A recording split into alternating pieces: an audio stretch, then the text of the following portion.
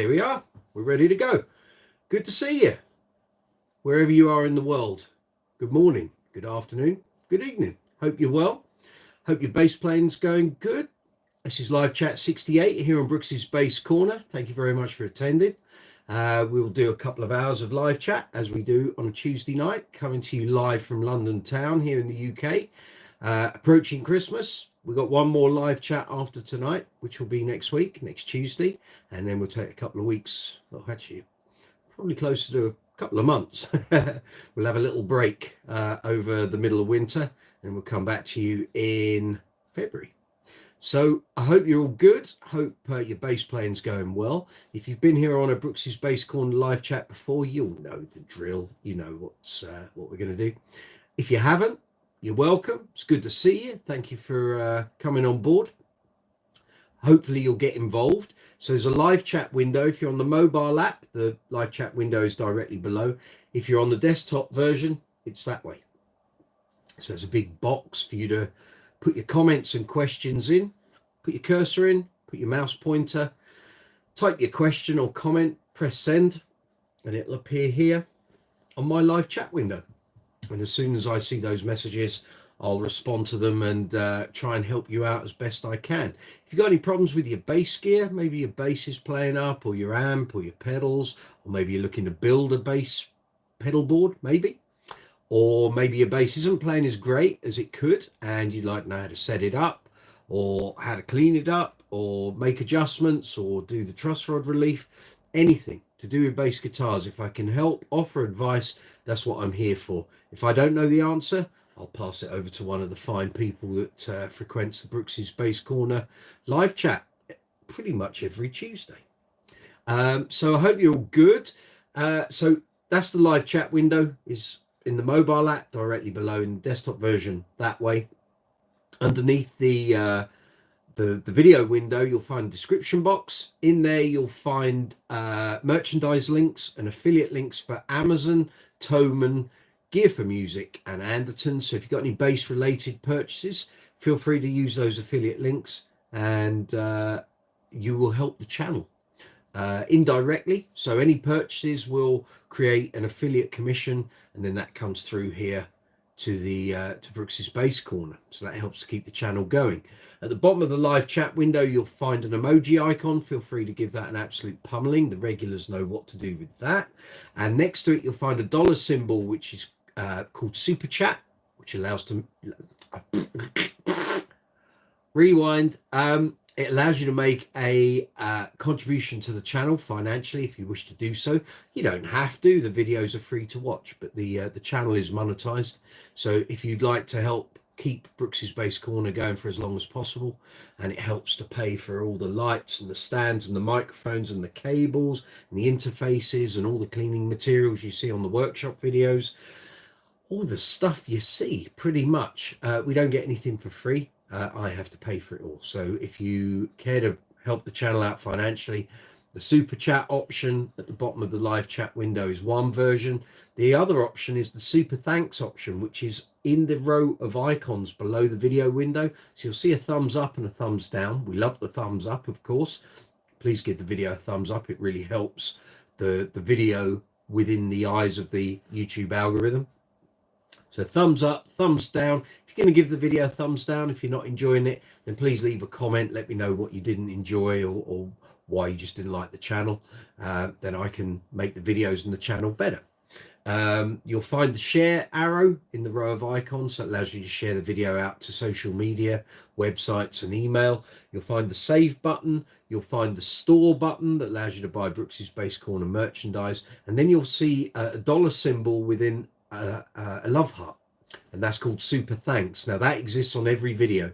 So within the live chat, you've got the super chat at the bottom of the live chat window, but every video here on Brooks's Bass Corner has the super thanks option. So if you watch a video, or there's something on the channel you really enjoy, or something I say or show you how to do is the advice you were looking for, then feel free to hit the super thanks button, and that allows you to make a financial contribution to the channel. Just haven't got the teeth in today, I tell you. So Underneath that is description box. As I said, you'll find links to the merchandise stores, UK and Europe, US and worldwide. Brooks's Base Corner hoodies. If I turn around, you might be able to see it. Yeah, there you go. Got my Brooks's Base Corner hoodie on. T-shirts, caps, hats, beanie hats, bucket hats, beer mugs, glasses, mugs, water bottles. Literally about 170 items of merchandise with Brooks's Base Corner logos and the general, well, graphics and merchandise stuff that we do. Underneath that, as I said, you'll find the affiliate links for Amazon, Thomann, Gear for Music, and Andertons. Got any bass-related purchases? Maybe a new bass, new amp, pedals, strings, cleaning materials, gig bag, leads. Christmas is coming and all that. Feel free to use those affiliate links. You'll need to do the shopping around. I can't do that. There's too much stuff across all those 4 retailers. With Amazon, we found out in recent weeks that it doesn't necessarily have to be a bass related purchase. It can be anything. So if you're buying your mum a new makeup mirror, or you're buying something for the kids for Christmas, or garden furniture, or something pet based, or clothing, or books, or what, it all goes towards the affiliate commissions. All you've got to do is hit the affiliate link in the description box, and that's how that works. Underneath the affiliate commission,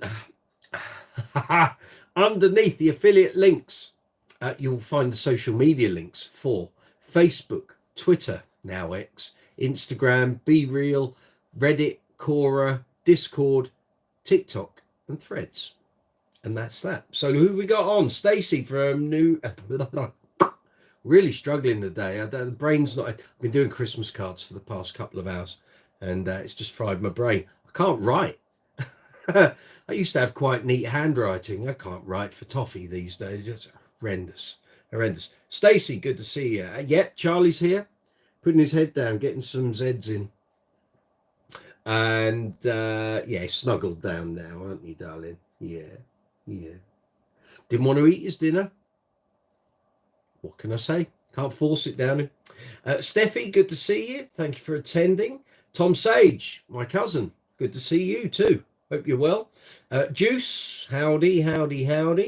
Then we've got Stacey saying hello to everyone. That's all cool. So here we are. We've got one more live chat after tonight, which is next Tuesday, of course. And then we're going to have a little bit of a break through till kind of February time. I want to use January to really put new content up on the channel. And as much as I love the live chats, and I really do, I need to really focus and get this material out. My hard drive is starting to creak with the amount of stuff that's been filmed, and I haven't put it out yet. And I kind of need to focus on getting that out, especially the reviews and the demos, which I know a lot of you want to see.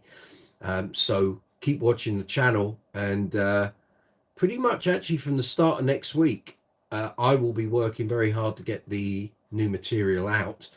After this Saturday, I've got no more gigs apart from Boxing Day until middle of January. So my intention is to get as much of my content up that should actually have been put up ages ago, but it just takes so much time. And because I'm a one-man band, it's quite tricky to really motor through this. It was a lot easier during COVID because the COVID lockdowns, because I didn't have gigs getting in the way. And like last week I had 3 gigs, ABBA gig that needed running. I did a Depp gig on Saturday, that whole set needed to be learnt, and then I had an Uncle Funk gig between the 2 shows. So it was busy last week, and this week as well. I've got 2 ABBA shows, one tomorrow, one Thursday, both at the same venue in Bracknell, and then I've got an Uncle Funk show on Saturday. But as I say, after that gig is finished, that's all my gigs apart from Boxing Day, when I've got a Queen tribute show in Bognor at Butlins. So after that, there are no more gigs, so I can seriously start to motor on the channel. And I'd like to say a big thank you to all the new subscribers. I think we've gained something like 35 subscribers in a week, new subscribers. So if you're one of those and you're tuning in thinking, what the hell's he doing? This is the live chat that we do weekly here on Brooks's Space Corner. But thank you very much for hitting that subscribe button. And if you're watching and you haven't already done that, feel free to hit the subscribe button. It really helps the channel along. Hit the notification bell so you get the notifications when either I post up new content, or I post on the community tab, or we're doing a live chat. Without the notifications, you won't know when stuff is going up here on the channel. So yeah, hit the subscribe button, hit the notification bell, give the video a thumbs up. That's fabulous. It's a good start. And feel free to get involved in the live chat here. So live chat number 68. Stacey saying, gonna sort that steamer link you put in live chat 66. Be right back. Thank you, Stace. Stacey's going to buy a steamer using the Brooks's Space Corner affiliate links. Excellent. Thank you very much for that. Yeah, so thank you to all the new subscribers, and thank you to all you guys. You know, it's been a really busy but slightly weird year, not just for the channel but for me. The channel, well, at the start of the year I had a big plan of what was going to get done this year, and it started pretty good in January, and February was looking good. And then obviously Max, our dog, passed away, and that kind of completely threw me off kilter. Then I kind of got back into the throw of things with a load of YouTube shorts and tried to build up the social media profile, and that seemed to work. And then sadly my father-in-law got diagnosed with lung cancer, and that's just completely thrown the family ever since. So that was start of May, middle of May, and it's just been a weird year. If I tried to write this year down in a book, people would go, that's just odd. The whole year's been odd. So it completely changed my plans for the channel. And I know a lot of you were going, well, where's all this content it keeps talking about? Once we got into summer and the festival shows started happening, it was just so relentless, week after week.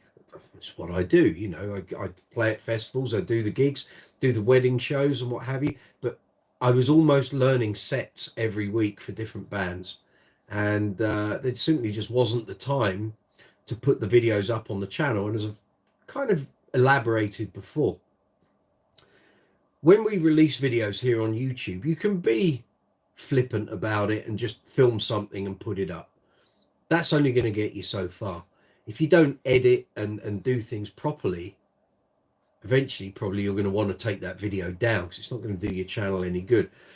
But what I've found over time, and bear in mind we don't have huge subscriber numbers at the current time here on the channel. I love the fact we've got 3,156 subscribers who generally watch the videos, get involved in the live chats, leave comments, send messages via social media.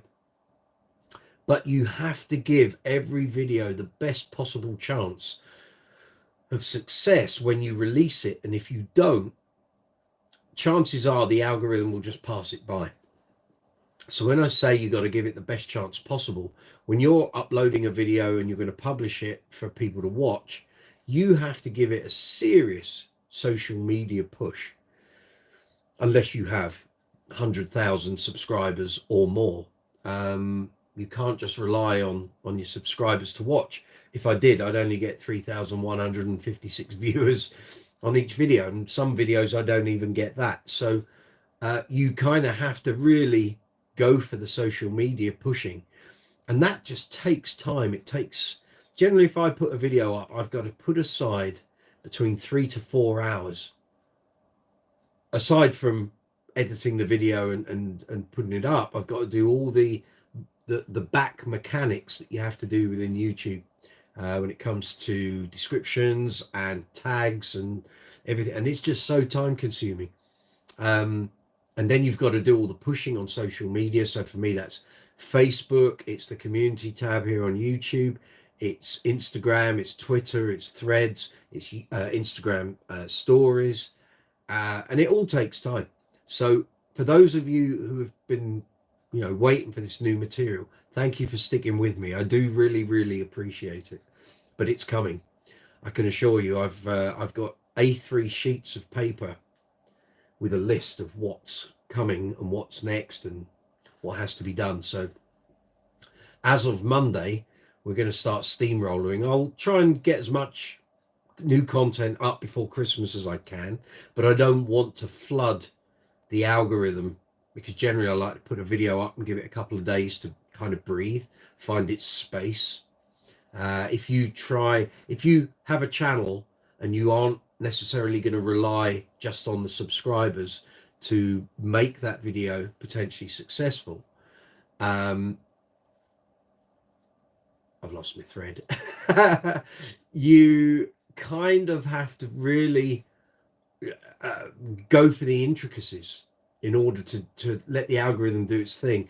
So if you put too much content up too close to each other, the algorithm not necessarily gets confused. I don't know that, but you notice it's not giving every video the push that it kind of requires. So generally I like to leave a minimum of 2 to 3 days between each video. When we were in lockdown, it was different. People were at home and videos were getting watched rapidly. But obviously now we're back out, you know, life has kind of semi-returned to normal. People aren't watching YouTube for hours and hours every day. So if you want your video to succeed, you've got to be consistent, but not kind of flood the algorithm, because stuff just won't get watched. So that's it. That's the take on it at the moment. But come Monday, so, you know, 6 days time, I will have, leading up to Christmas, I've got quite a few days where I can start putting that new content up. So make sure you're watching, make sure you've got the notification bell showing all notifications, and you'll see everything as it comes up. I saw some new people join there. Tom Sage, been doing plenty of Amazon buying for you. Thanks, Tom. Much appreciated. Kev, hi, Mike. Did you manage to check out the Tibbs ban? Not yet. It's on my list of things to do once we get past the weekend.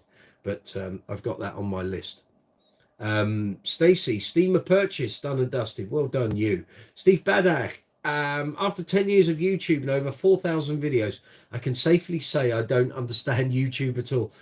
I know where you're coming from, Steve. The problem is with YouTube and the algorithm is that the algorithm is constantly changing. So you can think you get a handle on it and you think you know what it wants, and then I don't know if it's monthly, 3 monthly, 4, 6, 10, 12, who knows? I don't.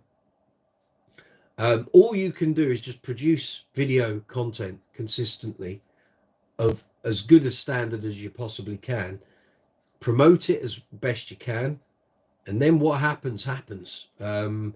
I have noticed this publish button that YouTube have now produced, which is basically the same as Google Ads, and obviously YouTube is part of Google.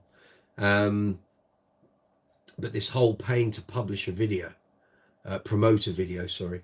I'm not buying into that. I'm sorry, I don't know. The channel doesn't generate enough income to be able to do that. But if that's the way it's going to go, and only the videos that get advertised and promoted are the ones that do well, then we're all onto a bit of a hiding to nothing. Visog, good to see you. Good evening. Stacey saying hello to Steve and Visog. Grasping YouTube is like herding cats. Yeah, it's like juggling frogs. And, you know, it's juggling jelly with cement boots on, trying to go uphill. And while they're pouring a lorry load of tar down it, it's yeah, I don't know if anyone will ever crack it. If they did, it would be probably a bad thing. But all we can do is just produce the content, be as consistent as possible, and keep having a go at it. And as they keep saying on all the things like vidIQ and Think Media and TubeBuddy, be consistent, produce the best quality stuff you can, and at some point those cogs will turn. No one knows what can trigger it off, but you've got to think that the algorithm is finding content for people to watch, trying to match the viewer, trying to match the content to the viewer and the viewer's requirements and their viewing history. So people who get irate with YouTube and the algorithm because their videos aren't getting pushed, you're not making the right stuff for the people that follow your channel. You're not. You've got to use the analytics to the best you can, pull out that information and make use of it. During lockdown, I was trying to do that, but I didn't have enough videos up. Now I've got, you know, along with shorts as well and the live chats, there's a lot more content for me to go on, and the analytics now make a lot more sense. I found a really useful thing on the mobile app the other day. So they do this monthly sort of look back at your channel, what the most successful video was, interactions with your audience and what have you. There was a separate one on thumbnails. So it picks out the best thumbnails from your channel, the ones that are having the most success within the algorithm and your channel. And it was really good advice, good content from YouTube about the thumbnails on my channel. Could have done with it about 2-3 years ago, would have been really helpful. But anyway, they're doing it now. And yeah, really good. Check it out on the mobile app if you're a content creator. Steve Banner, I think the best practice is just be making content you like and don't worry about numbers. Correct. I only upload because I really like learning songs. That's it. Go for it, mate. See, I do this, A, because I wanted to do it.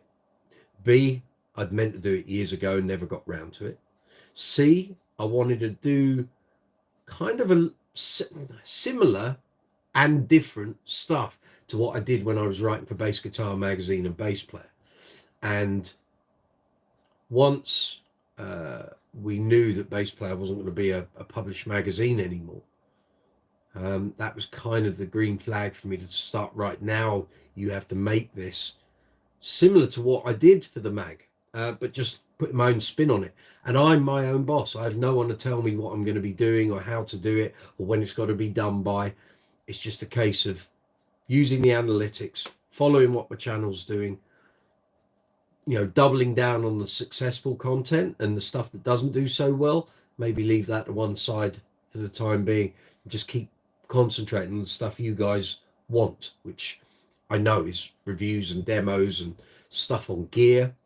I still get people asking me, when are you going to do some playing? When are you? It's just, I will do more of that, but I'm trying to seriously keep away from doing stuff that's copyrighted, because you might get past the radar, the copyright radar now, but there's no guarantee that further down the line there isn't going to be even more stringent and tight copyright rules.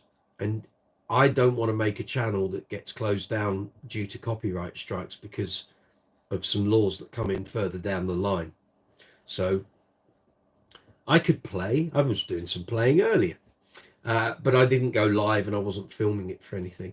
And I don't want to be one of these YouTubers that just turns a camera on, films themselves playing, frimmicking around, and then puts it up. I don't see that. That's not teaching anyone anything. And there's so many channels that do teaching, and here's how to play Bohemian Rhapsody, or here's how to play, you know, a tune by Victor Wooten or Marcus Miller or what have you. There's loads of that already out there.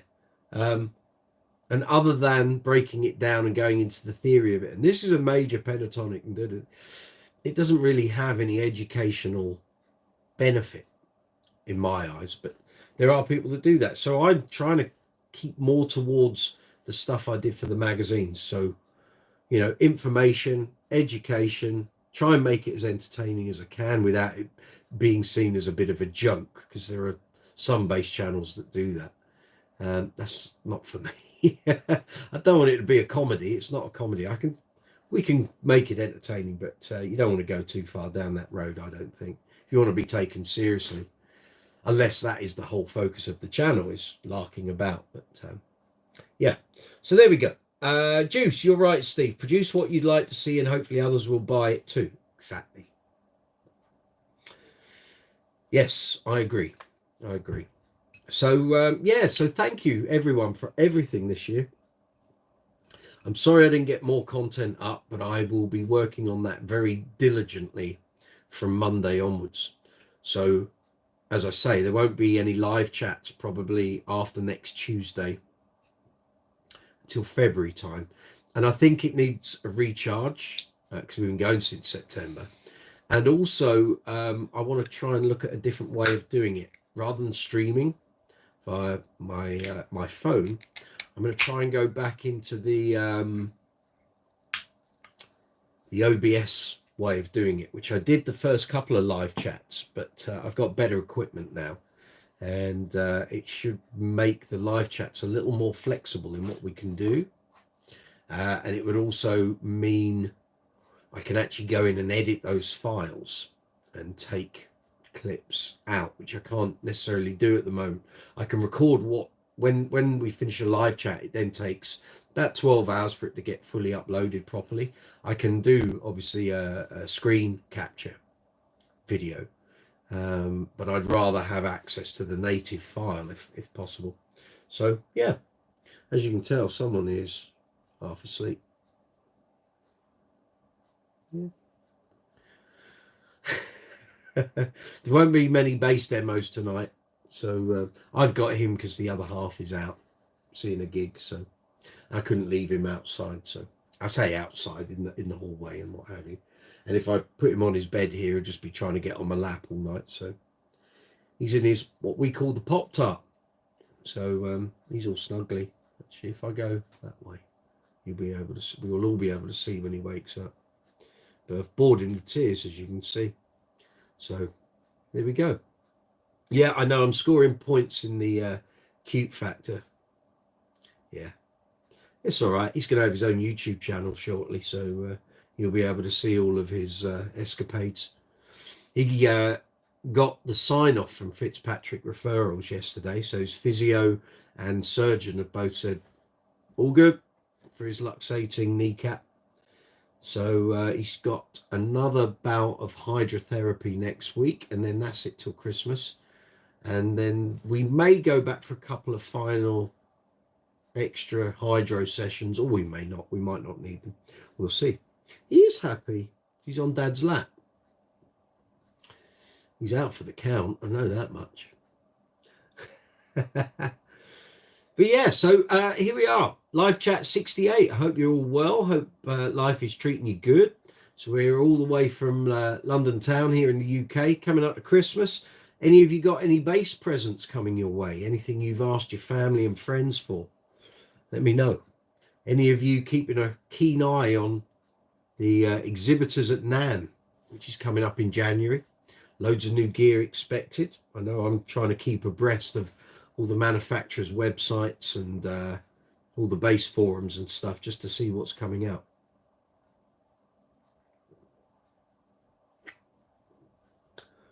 I think there's going to be loads of stuff.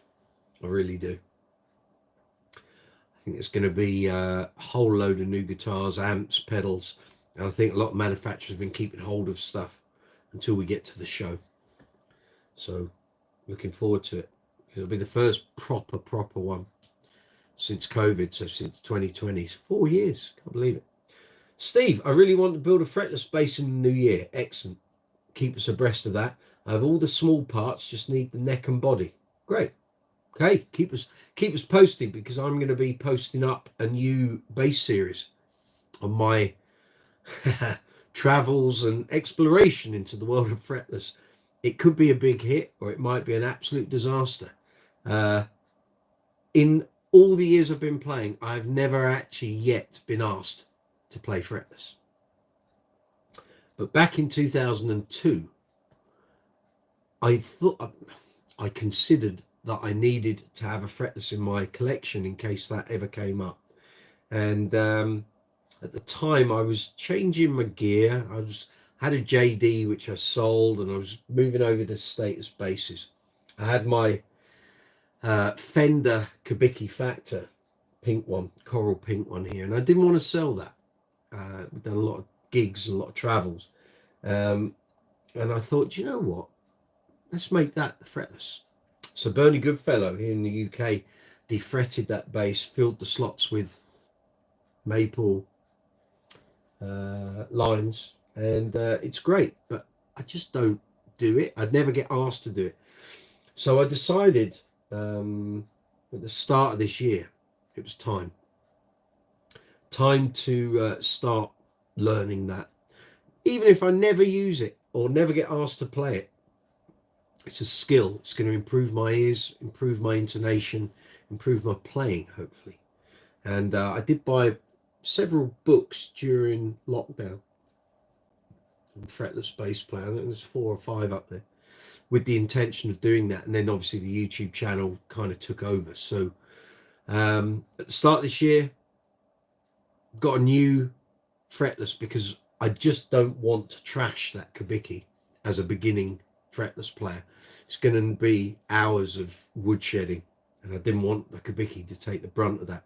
So I have a very nice jive bass collection, bait from the Bass Center bass to play. Now regulars here on the channel will have seen that through the year, but I've started scripting out that series, so there's going to be a number of episodes, quite a few I'd imagine. It's going to be a lot of work, a lot of effort, but hopefully it'll be really good. So keep watching, Steve. That will start. Well, I'll be filming a lot of it in January and February, I'd guess. So start of next year, it'll be out. And the bass string experiment series, we've only got 4 videos left to go. So that will be finished before Christmas as well. So it'll be time for a new bass series here on the channel. Tom Sage, think I only just figured out what BV means. Always learning. Backing vocals. That's what BV means. Backing vocals. Steve, I used to have a fretless made from a cheap Squire. Okay.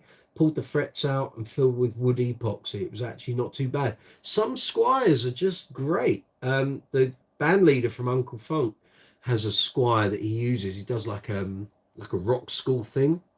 Gets kids playing different instruments and what have you, and he's got a really nice Squire.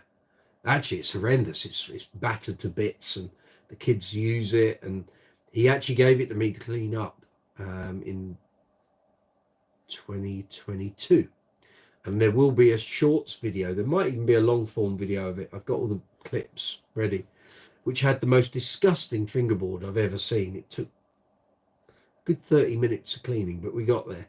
It was horrible, but it sounded great. The bass sounded great. So never turn your nose up to a Squire. They can really surprise you. Some of them don't, but sometimes they do. So since I last saw you all, I went to see Mama's Gun last Wednesday at Jazz Cafe in Camden, which was great. So for those who don't know, Mama's Gun features the singer from Young Gun Silver Fox, Mr. Andy Platts. Now, I love Young Gun Silver Fox, but I hadn't ventured to discover Mama's Gun. I hadn't listened to anything. I purposely didn't before I saw them live, because I didn't want to have my impression of them sort of clouded by what the studio versions sound like compared to the live version. So it was a bit of a baptism of fire last week, and they were outstanding. What a great band. Really good. If Mama's Gun come your way, wherever you are in the world, check them out. They're really great. Really great band. Kind of West Coasty, similar to Young Gun Silver Fox. A lot of soul, a bit Steely Dan-ish, quite a lot of Steely Dan actually. Rocky in places, very funky. And then you got Andy's vocals on top. So it's great, really good band. I bought the whole back catalogue off their merch stand, and going to be getting that for Christmas. So looking forward to giving all of that a listen. And then I had ABBA, Platinum ABBA, at the Tivoli Theatre in Wimborne last Thursday. And then we had Uncle Funk at Bedford Esquires on Friday, which went very well. If you were there, great to see you. Great crowd. Looking forward to playing there again next year. And then I had a gig with the A-Listers, which was a corporate event in Oxford Town Hall on Saturday. So it was a fairly full on last week. A little easier this week, a little.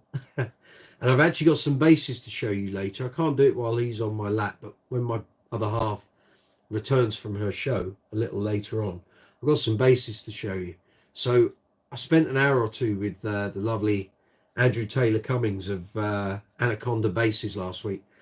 I've got 4 basses here that I'm doing reviews, demos, shorts, photos of. So there's going to be some videos for those coming up in the new year. And I've got quite a mix of his basses here, so it's good. Juice, do you do anything to your basses beyond neck wipe down after a gig to keep them gig ready? Well, if you've watched the Bass String Experiment series, you know I didn't on that bass.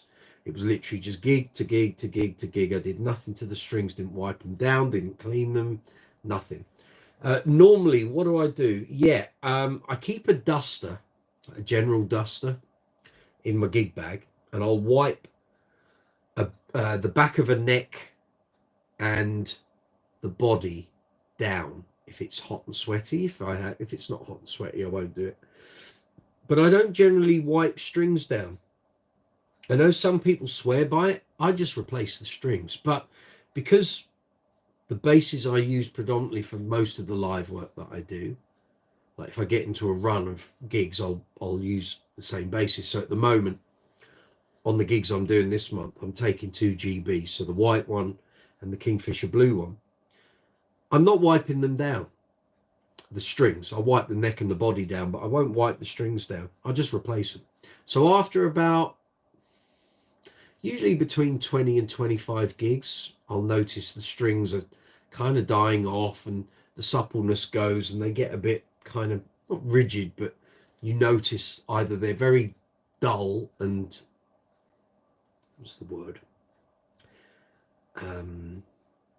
Like rubber bandy, bit like that, or they start to go kind of hard, so there's no suppleness in them, and at that point I'll change them. But I do have some in here, isn't there? I've got a bottle of string cleaner. Actually, there's one in here and there's one in the garage. So the blue bottle in the middle of that set is a string cleaner and conditioner. Now, I've never used it on bass strings. I can give it a go. We can see. Might do it as an experiment. So a series of videos. Could do, 15 to 20 gigs on a bass with a set of strings. Don't wipe them down. And then do another 15 or 20 and do wipe them down. That's maybe something for next year. I could do that. So you'll see whether that string cleaner and conditioner actually does anything or not. We will see. We will see. But other than that, no, I don't. And I know some people buy these like fast fret and various sprays and concoctions, and then you see them wiping down their strings. I think it works better for guitar rather than bass, but you've got to remember on bass strings, the windings are so big that the grot's getting in there. You could be there all night just trying to clean them up, but I don't know. But I'm prepared to do like a series on it, see if this stuff actually does anything. We'll see. Russell Zorna, good. Is that Zorna or Zauna? If you're playing in clubs a lot, even if smoking is no longer allowed, it's still a pretty hostile environment for strings. Woody is the word I think you're looking for. Yeah, kind of that. Yeah. Some strings don't do it, like the Empathy would.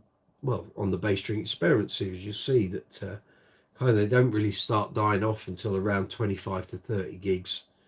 And but yeah, if I put on the same string, same gauge, same material, same brand on a Fender, they'll be dead before 25. I guarantee it. Russell, corrosion and metal fatigue are your 2 big ones. It is, and it's the grot coming out of your hands. I'm blessed that I don't tend to sweat or have acidic sweat coming out of my fingers. I have it coming out of my head more than anything.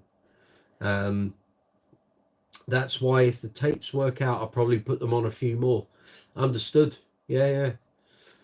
But then there's that thing, I think I showed it a few weeks ago, that Marlowe DK did, where basically he took a Stingray bass that had fairly dull strings, and he was just basically snapping the strings, like pop and snap, plucking.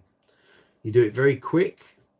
Have a look at the scratch plate underneath and all the grots falling out the strings. And then he showed those strings after he'd done each one. And all they weren't perfect, but they certainly had gained new life. So, you know, how much of it is the grot that's killing the tone of the string? But then there's also the fact you've got the strings are rubbing up against the frets. If you're slapping and popping, those strings are banging against, you know, deterioration physically of the string. And actually, I think I showed you on the when we did the live chat a few weeks ago, when I took those strings off of the status empathy, where the strings had laid across the fret, you basically saw there was no winding there anymore. It had all gone flat. So there we go. Russell, there's one person who has really corrosive sweat and they suggested to me tapes. Right. Yeah. Understood. I'm going through a thing at the moment with nickels. I'm not a huge fan of nickels, never have been. Got them on a couple of bases because that's what the bases came with. I'm really not getting on with them at all. It could be the brand. It could just be the string. It might be that I've overplayed them and they're dying off. They're just not boiling my egg at all. Russell, I live in a humid environment, so strings sometimes rust fast. I hear you. Yeah. The joys of metal strings. But yeah, I know there was a thing in Bassist magazine years ago. They had a section in there called My Basses, and people would send in articles about their basses. And there was a guy, he said he'd literally gone through every bass brand. I think he lived in the Philippines or something. He was like a Brit or an American that lived out there. And he tried every brand, and every brand's hardware corroded because of the heat and the humidity. And then he found a bass maker called David King, and he'd had a bass made for him by this guy, and none of it had corroded, which was weird because the guy, I don't think the guy made his own hardware. So who knows? Russell, so far I like the timbre and it's brighter than I thought they would be. What bass are you playing them on, Russell? Cheers everyone, by the way.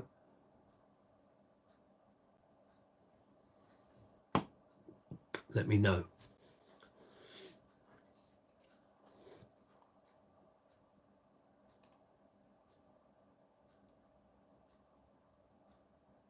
An old, what's that say?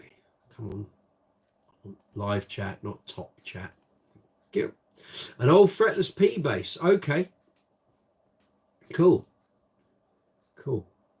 Well, one thing, the tapes won't eat your fingerboard, which is a bonus. I've got a 70-something neck on a zebra wood boogie body. Wow. Okay. Cool. And is that a lively performer? Or will the tape wounds kind of roll back the top end on the tone control? I guess you probably won't want to be using that tone control too much with the tapes because they're going to take away a degree of the brightness. Now I know that when I got it, the fingerboard was gouged a bit. Okay. Have you had it skimmed since? Or is it still as it was? They're really fast. It's hard to get used to. It's like they're greased. That's tape wounds for you. Yeah. Yes, there's no, what's the word? Not doing well with my words today. Considering I'm a writer, or I used to be, vocabulary is short. There's no opposition. There's no resistance to your fingers. That's the word I was looking for, resistance. Mega slippery. But that's good for fretless though. Should mean you get around the fingerboard a little easier. The coefficient of friction is ridiculous. Yeah, I bet. I hear you. I've got some Rotosound tape wounds in the garage. I haven't had reason to use them yet, but they could well be finding their way either onto a fretless or an acoustic bass soon. Stacy, cool idea, wipe down versus not wipe down strings. See, a lot of people will just go, that's bloody boring. They won't watch the video, but it will debunk whether these cleaning fluids actually do anything or not. Oh yeah, but it's hard to pin my notes down. I have to learn new muscles. Oh well. Go with it. Go with it. Give it a go. Give it a go.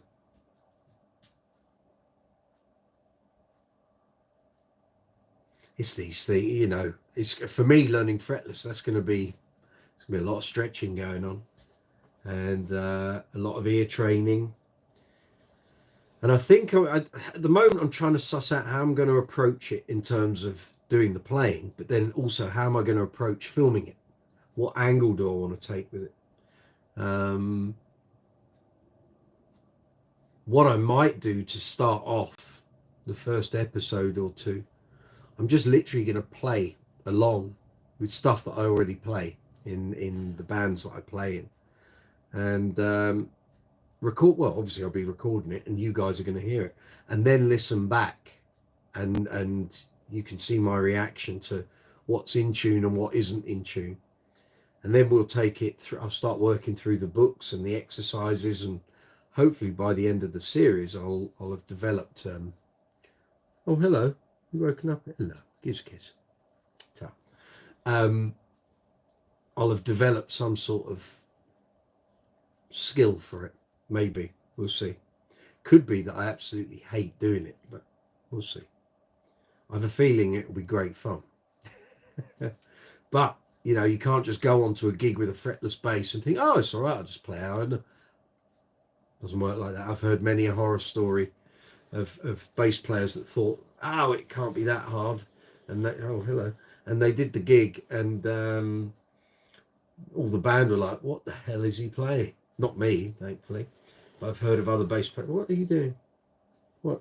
Get comfy, man, will you? Yeah.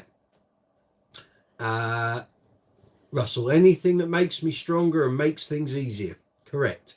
Graham, good to see you. Evening, Mike and YouTube peeps. Big congratulations going out to Graham this week, gang. He got the audition for the Queen tribute and got the gig. So well done, sir. Well played. Looking forward to hearing how all that goes for you. Steve, Tony Franklin has some of the worst technique ever, and his fretless is legendary. Yeah. Russell, fretless is actually easier once you hop on. You can't hit any wrong notes. You just go. Yeah. Just say, yeah. Your finger might not be in the right place. Just move it left or right. No one will know any difference. Stacy, yes, that's putting those products to the test. Yeah. Russell, no, I like to study guys like Dominic Lapointe and Steve DiGiorgio. I don't know those. I will check them out.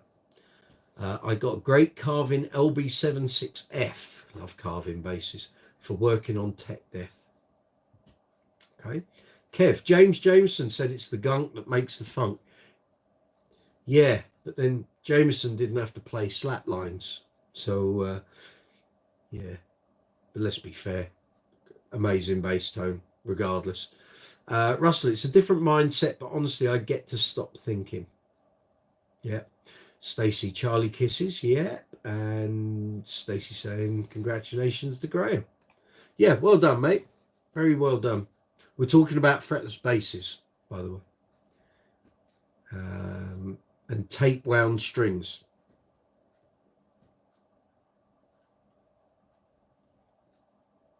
So yeah, so the fretless thing in the new year, that will be coming.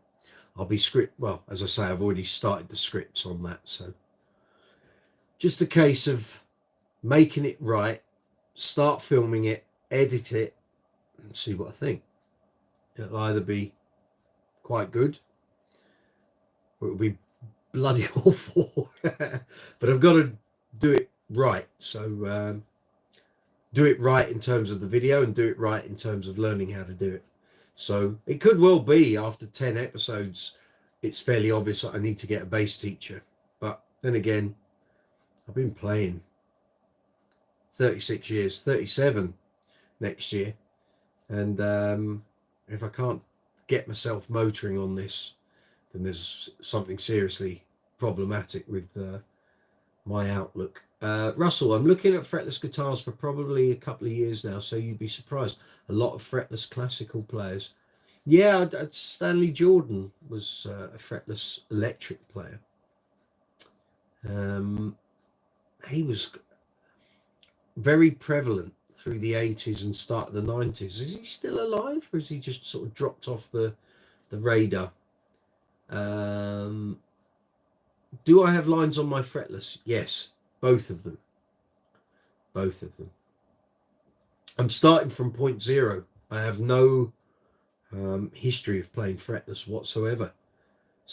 Good. Okay, Stanley Jordan is indeed alive. Stanley Jordan was on the same episode of The Tube that Mark King was on. And they did, Mark had a bass solo section, and then Stanley Jordan had his guitar solo section. It's good. Broaden the mind, open the ears. Yeah. All right. He's all loved up with his dad. What's that, Russell? Watch you start to swap out all your fretted basses for fretless once you start. Oh no, don't say that. No, I couldn't actually. It's no, I wouldn't be. I don't want to say daft, but I just wouldn't do. I'd just buy.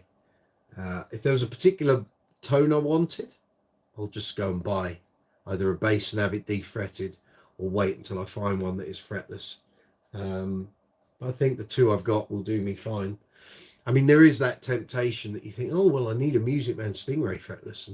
And I have entertained that prospect. But at the moment, what's the point in owning more fretlesses? I never get asked to play it anyway. So, yeah, it would just be a bass that's here for the entertainment factor for myself. But we'll see. It could become part of a video series here on the channel. Who knows?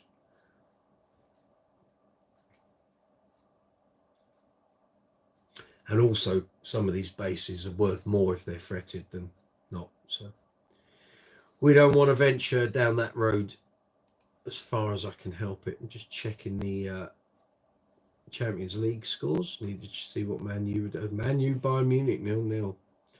How about that?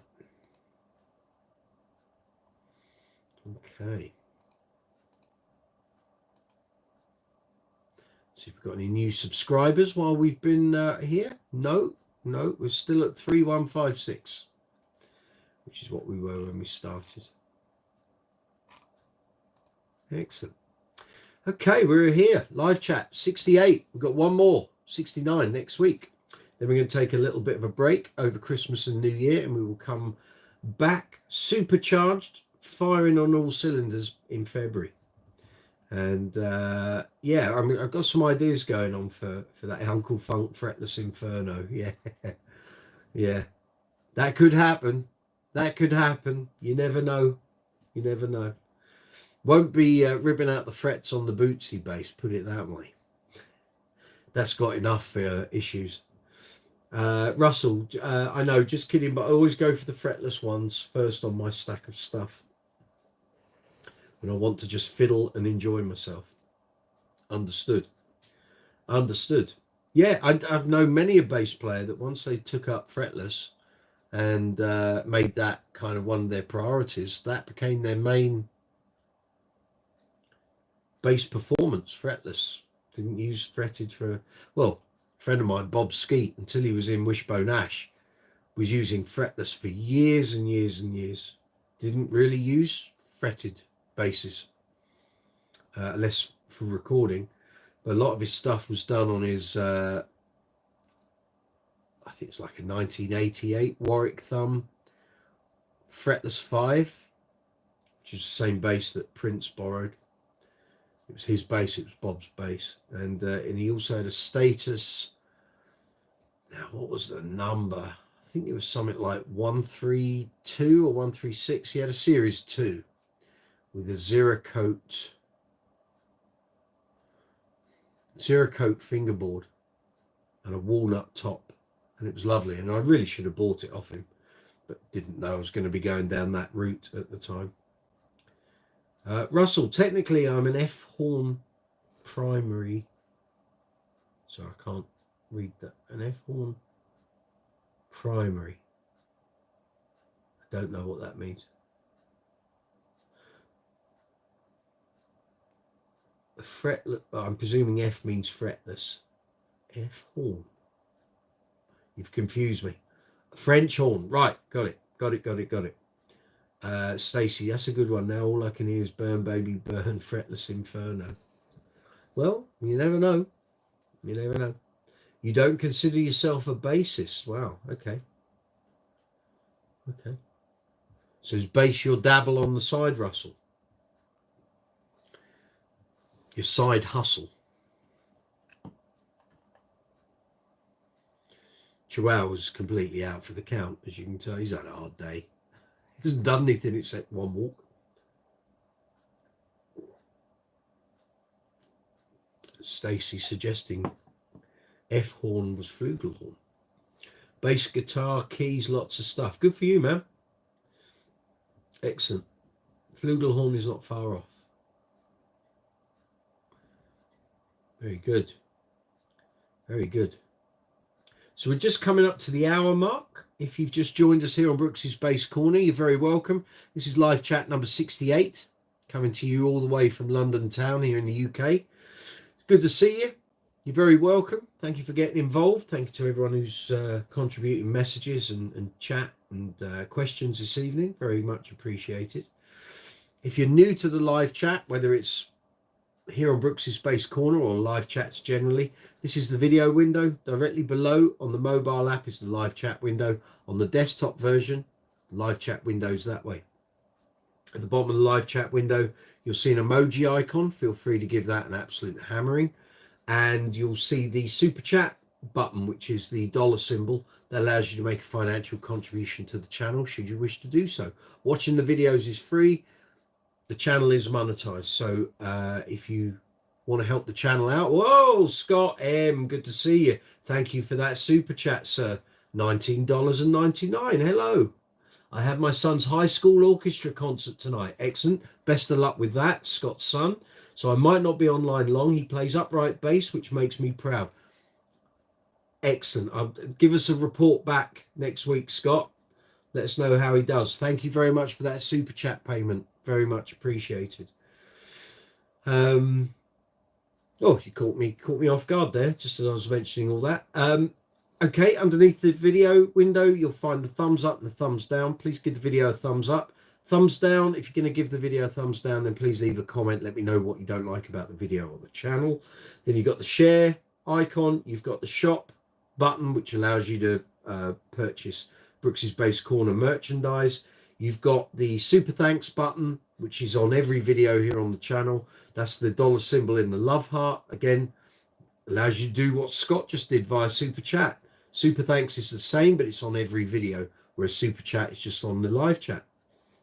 So that allows you to make a financial contribution to the channel should you wish to do so. If you're watching and you haven't already hit the subscribe button, then please do so. That would be really helpful. Hit the notification bell so you get the notifications when I'm posting up new videos, when I'm posting messages on the community tab, or when we're doing a live chat. Sometimes the live chats can be impromptu. If you go back through the live playlist here, you'll see loads of impromptu live chats from when I was out doing gigs during the summer. Feel free to check any of those out if you wish to do so. And then underneath the icons, you'll find description box. In there, you'll find affiliate links for Amazon, Thomann, Gear for Music, and Andertons. If you've got any bass-related purchases, then please check out those affiliate links. If you're going to buy anything on Amazon, maybe a pair of socks, a hat, cage for a parrot, fish tank, Pop-Tart for the Chihuahua. Yeah, I'm talking to you. Maybe garden furniture, presents for the kids for Christmas. Use the affiliate links in the description box. It will help Brooks's Bass Corner out immensely. For every affiliate purchase, we get an affiliate commission. It's not a huge amount, it's very small amounts, but they all sort of stack up, become a larger amount. And that is very much appreciated. And then under the affiliate links, You'll find the merchandise links. There's a UK and Europe store and a US and worldwide store. There aren't any discounts this side of Christmas. So if you're going to buy any Brooks's Base Corner merchandise, the prices are what they are until we get into January. And I'll be looking at some new merch in the new year. So there'll be some new designs up in January. And then under that, you've got the social media links. So we've got Facebook, Instagram, Twitter X, Be Real, Instagram we've done, Reddit, Quora, Discord, TikTok, and Threads. Patrick Sweeney, hey, good to see you. Good to see you. How's everything going with your funk disco band, Patrick? Whoa, Graham, thank you very much. Another super chat payment there. You lot are doing well tonight. Thank you. Very much appreciate. Thanks for the advice, life advice. You got those words around the wrong way. Last week, have a beer on me. I will do that. Thank you. Thank you very much. And I'm glad you got that gig. And obviously, if you need a dep, give me a shout. Goes without saying, of course. Excellent. I've just loving all your super chat payments. Thank you, guys. Really appreciate it. Makes it all worthwhile.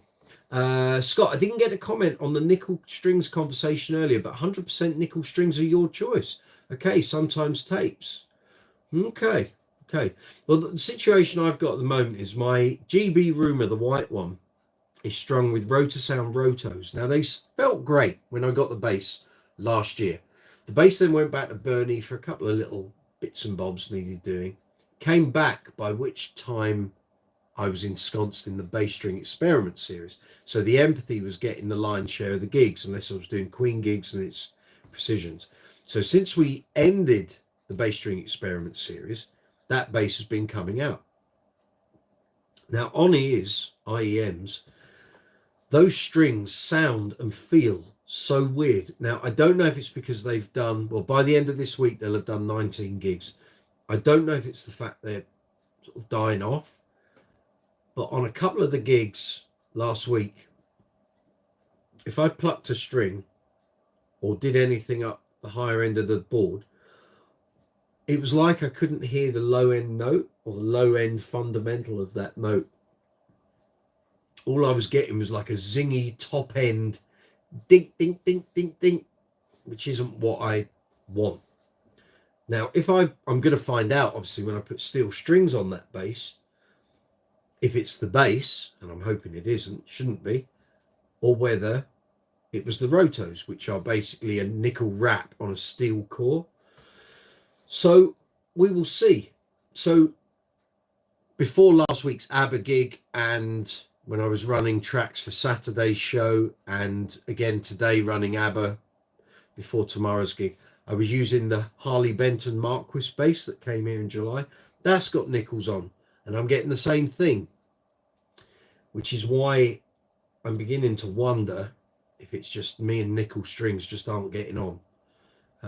But we'll see. We'll see. Once I change those basses over to steels, I'll soon know.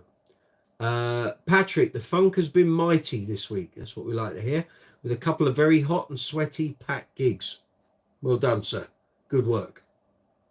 That's what I like to hear. Superb.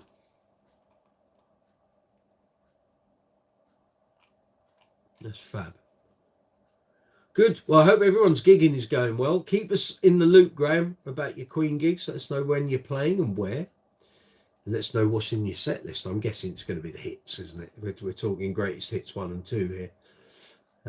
If you're going to be doing some album tracks or some of the off the beaten path songs from the albums, let us know. It'd be great.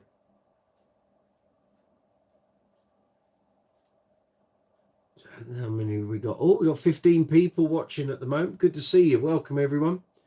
Thank you for checking us out here on Brooks's Bass Corner here in London.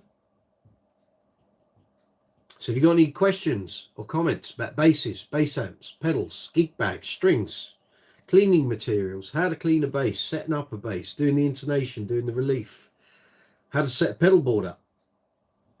If we can help, if I can help, let me know. That's what we're here for. Scott, my favourite nickel strings are Thomastic Infeld and mostly Labella strings, sometimes DR Pure Blues and Dunlop nickels. I know instantly, Scott, Dunlop nickels are not going to float my boat in any sense, shape, manner or form. I have a real bee in my bonnet about Dunlop strings. I had some for testing about 10 years ago, and when they got relaunched, and I had some on the Empathy, and anytime I bent a string, whether it was a high string or a low string, it was like the string was turning under my finger, and all I could think of was that string is twisting, and at some point it's either going to break, snap or unwind. They didn't, but it was just the feeling that they had, and I never had it on any other string, only on Dunlops. So if I don't like nickel strings, and I'm not a great fan of Dunlop strings, I can imagine Dunlop nickels are just not going to be my thing at all. DRs, yeah. Thomastic Infeld, yeah. Labella, I haven't got enough experience of.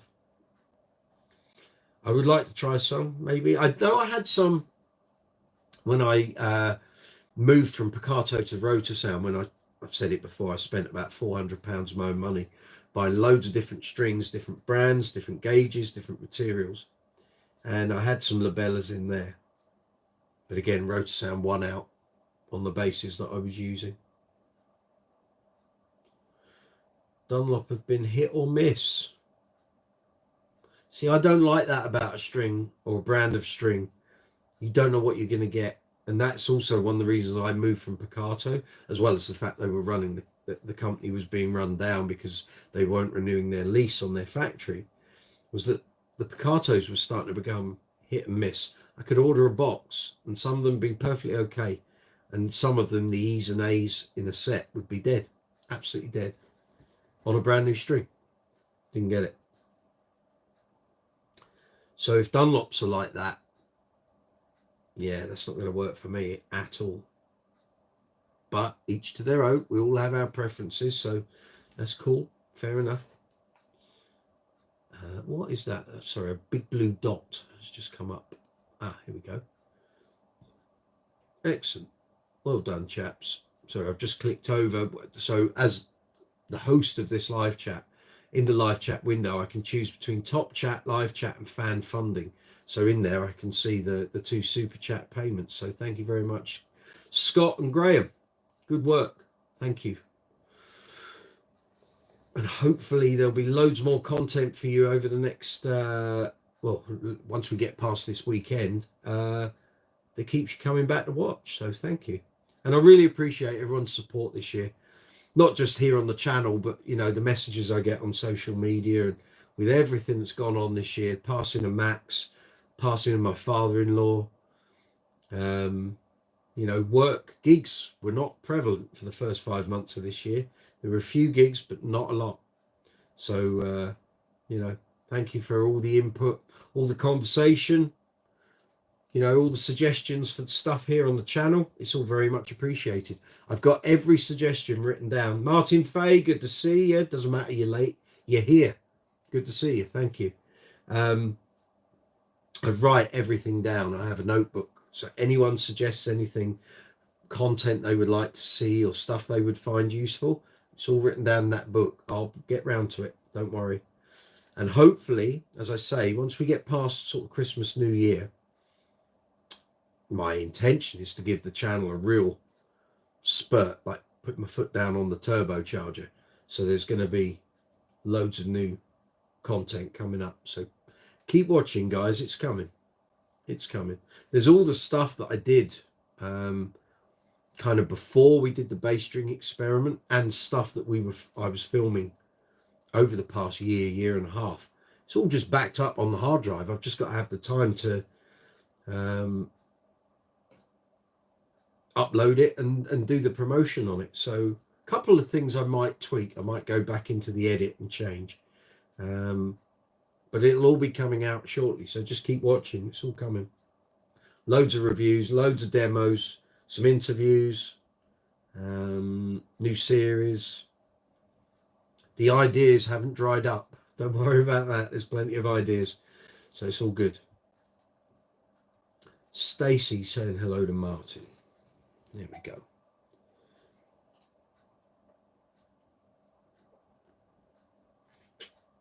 So I hope everyone's received all their purchases from Black Friday. The last of my string order came through last week. They're up there. The Rotosound strings, they all made it here eventually. Those of you that bought bigger items, so pedals, basses, amps, gig bags, all of that, I hope everything came through. It's like I've got Grogu here, isn't it? Bleached. You got highlights. You all right down there? You're always so tired. Can't keep his eye open. Eyes. It's like a currant bum with ears. Hello. Good boy.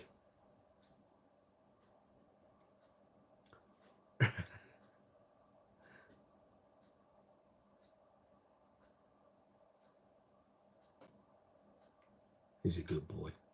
Albino Grogu, yeah. He is gorgeous, Martin, but he has habits that he needs to lose rapidly if he's going to stay in this house. Stacey knows what I'm talking about.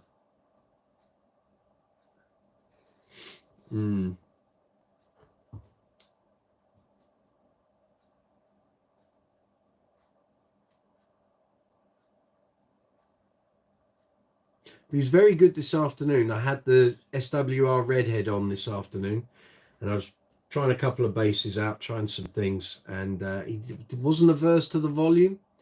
My Chocolate Labrador Indie used to run a mile. If he saw me turn an amp on, he was gone.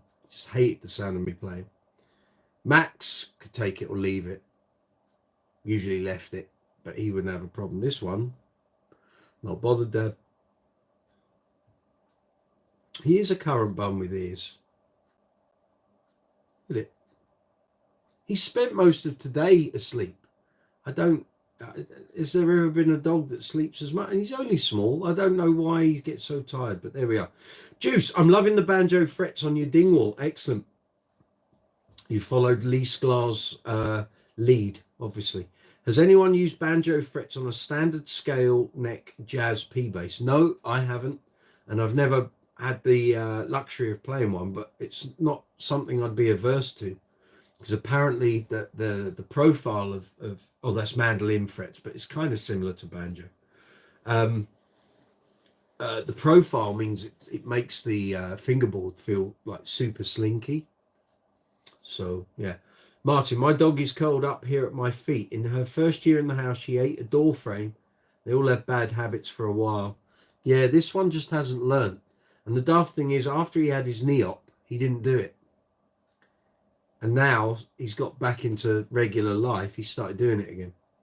So we will be having some serious training sessions once Christmas is out of the way. Isn't that right? You okay? You all right? Zonked. Zonked.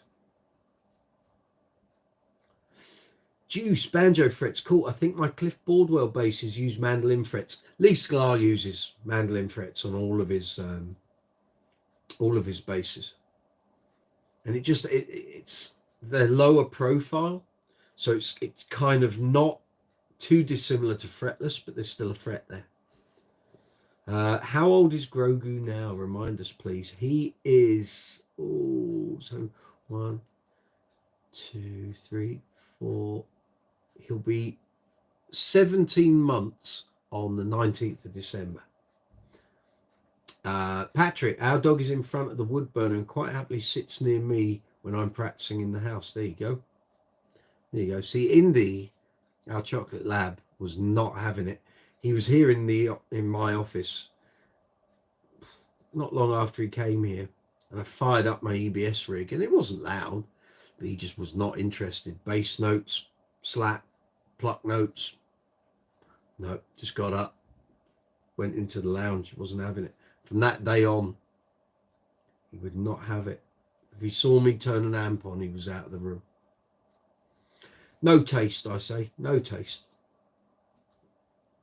So who's getting bass stuff for Christmas? Who has asked for bass stuff for Christmas? Patrick, you asked your good lady to get you some pedals or some bits and bobs. Graham, Martin, who's getting stuff?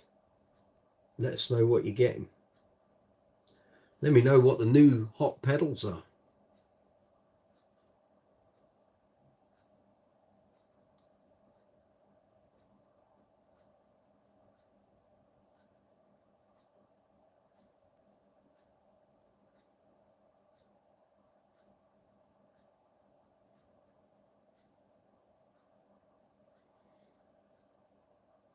No one's getting anything. Maybe you're waiting for the January sales. I have had an idea that I might do like a New Year version of what I did for Black Friday. So if I find there are loads and loads of good deals online, I might do like a 3-hour live chat, round it all up, so it's all in one place for everyone. And yeah, keep you posted on it. You bagged a Hofner Beetle bass over Black Friday. Yes, you did. Which my good lady wife will give me on Christmas Day. Well done. That's not a bad Christmas Day present, is it? Excellent. Enjoy. Enjoy. Get some tape wounds on that, I suggest. You've slunk down into your crevice.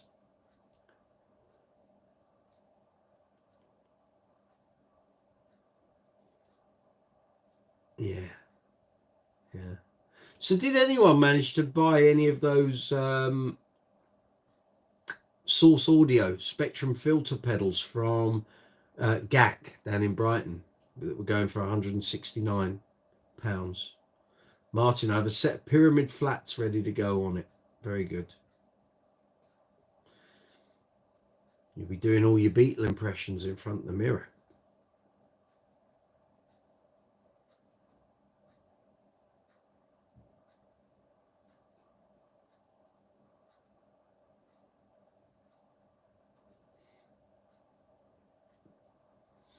Scott, I got my son a Martin acoustic bass for Christmas, but no bass gear for me this Christmas. That's fair enough. Can't have stuff every year. Yeah, I'm trying to think what I've got. Don't think there's any bass stuff heading my way, but to be fair, I don't really need anything. No, I'll keep an eye on stuff in the sales, and I have to say, I've had a good year of it. I got the fretless early on. I got that SWR Super Redhead. Bought loads of pedals this year, which will be on stuff for the channel. I got the Ibanez. I got the Lakeland. Looking back through what's here. What else came in? I think that's it. That probably was it bass-wise. There's a lot of pedals. And like I say, that SWR sounds great. So very pleased with that. Graham, I bought myself my own Xmas present this year. That's okay. As much as I need socks and pants, I bought the Bergantino Super Preamp. Good for you, sir. Yeah, excellent. Well, socks and pants aren't going to amplify your bass, are they? But then again, you can't go around wearing a Bergantino Super Preamp, can you? Right, Martin, great choice, Graham. The Bergantino kit is top notch. Yes, it is. Scott M, nice, Graham. The Berg stuff is amazing. It is. It's very good. I reviewed some of it when we were at Bass Guitar Magazine and Bass Player. Very good. My first encounter with Bergantino stuff would have been, now 2007. It was 2007, 2008, 2007. I can tell you actually. It was we did a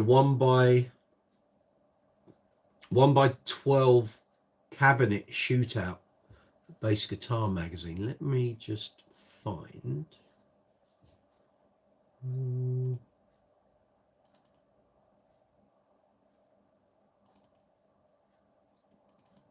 me just find it. Hold on. Oh, might have been in the shootout, I think. I think it's in the features. that would be, yeah, there we go. That was 2008. So I got that wrong.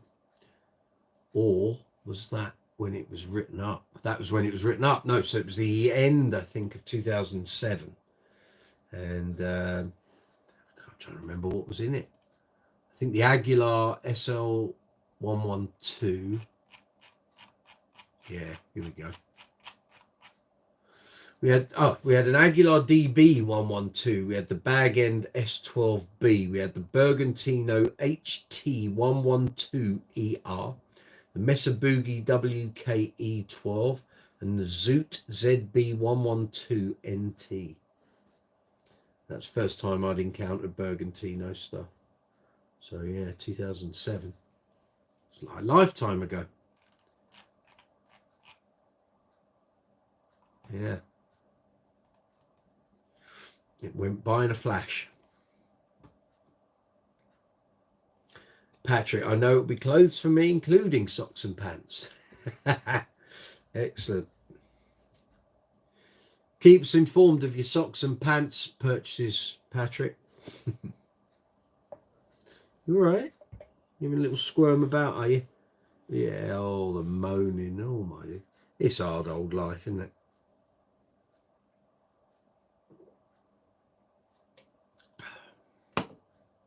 So for those who don't know who this is, my partner in crime, my wingman, this is Charlie Chi. Got to meet rock royalty at the weekend. So I was on a gig, but my partner went to the Windlesham Christmas lights being turned on. And Sir Brian May and Lady Anita Dobson, they kind of met my partner before. And she took Charlie with her. Basically, Anita Dobson was going to take Charlie home. That was the end of that. And Brian took a shine to him as well. So, yeah, get you. Hey, cheeky chops. Patrick, now Michael, when are you going to try out some barefaced cabs? They seem to be quite prolific in bringing out new cabs. I need to get on to doing cab and amp reviews here on the channel. There's a microphone I need to buy. I think it's the Shure, is it 52B, I think, that they do bass drum miking with. So I will get on to barefaced for some cabs for review and stuff. But I suspect they may say I don't have enough subscribers yet. We'll see. So I don't want to be buying cabs. You've seen the wall of amplification, haven't you? And that's only there's mess everywhere, sorry. And that's only some of the cabs. There's more. So I don't want to be buying gear. But if they'll send me stuff, then we'll crack on and I'll do it. The reason for the mess that I've been filming Anaconda basses, and as I said, when my partner gets here and I can put him out with her, I can bring some of those basses in. Scott M, Bareface is on my radar too. I'd love to see a review. I think we did some in Bass Guitar Magazine. I'm sure we did. I didn't do them, but someone else may have. But yeah, that will happen. Amps and cabs being reviewed here. It's just having the microphone, because you can't review a cab if you're taking a DI out of the amp. You're not reviewing the cab, are you? So I need to get that microphone for recording the cabs, and then we can do it. Stacy, oh my days, he says you can keep doing that noggin rub, Dad. Yeah, he would as well, and he'd have me doing it. Are you awake or asleep? I think you're asleep, aren't you? Patrick, just ask Alex nicely. Yeah, well, this is it. Although, having said that, before I start doing reviews of their stuff, I need to do the reviews of the stuff I've got.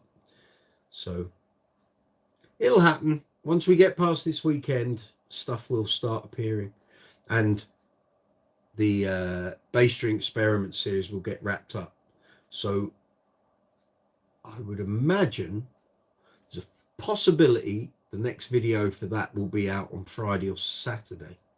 Actually, no, Friday, because I'm here all day Friday. That's right. So Friday, and if I get ahead of myself, I might be able to edit up another 1 or 2. But there's only 4 videos left to do now, so highly likely they will all be out by the middle of next week. So keep watching. There's not many of those to go now.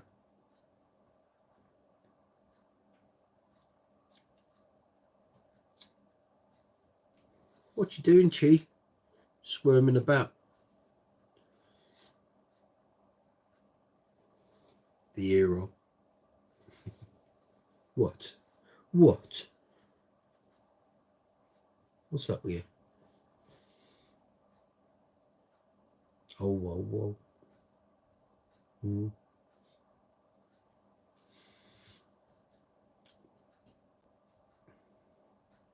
So, got any questions about basses, bass guitars, bass amplifiers, speakers, pedals, gig bags, strings, cleaning materials, how to set a bass up, how to set a pedal board up?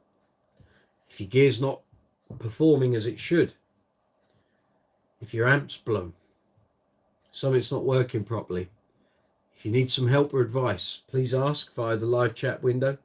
If I don't know the answer, one of these fine people probably does. We haven't seen Lewis Wingrove yet, have we? Suspicious by his absence.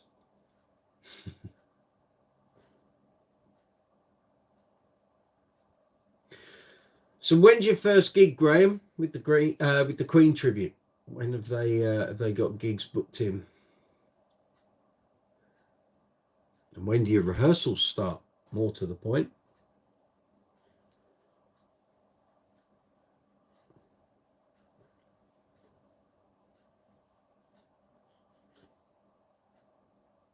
What's this all about? What is that all about? Is it like a weather vane? Nutcase.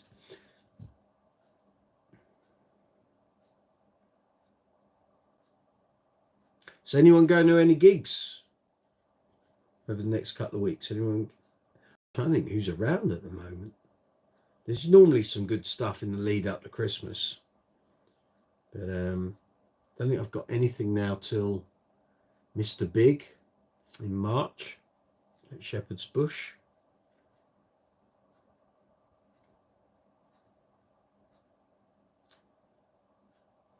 Next gig for me tomorrow is with Platinum Abba at the Wild Theatre in Bracknell. Doing it again Thursday night, same band, same venue. And then Friday off at the moment, and Saturday with Uncle Funk at a private event in Harlow.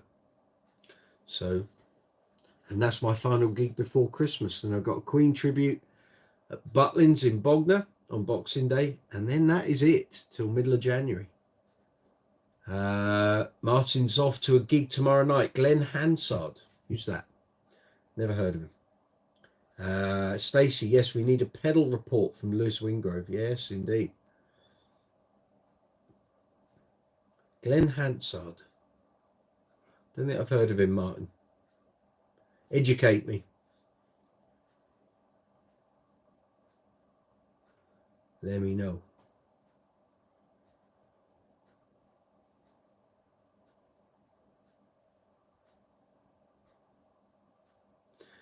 If I could only take one pedal to a gig, what would it be? Let's assume it's not a tuner.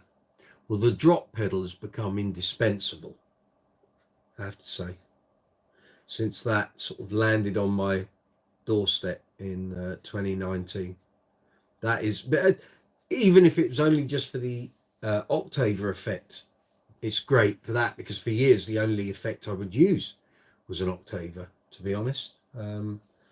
But the fact it does the drop tuning thing, that's Swiss Army knife territory for me.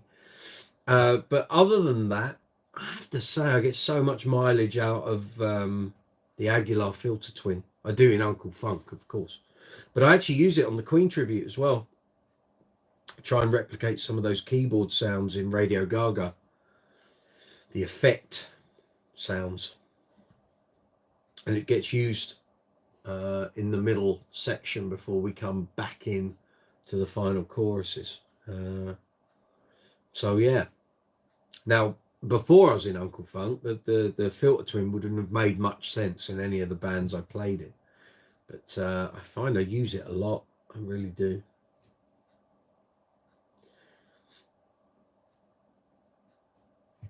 But I have a feeling when we get past Christmas and I'm doing these review videos for the Source Audio pedals, I have a feeling those might be becoming mainstays on the board.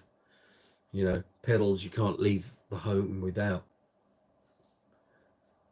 What about you, Patrick? What would you say your one pedal would be? Martin Fay, lead singer of the Frames. Now I've heard of them, but has an impressive solo career too. Okay, check them out. Check him out.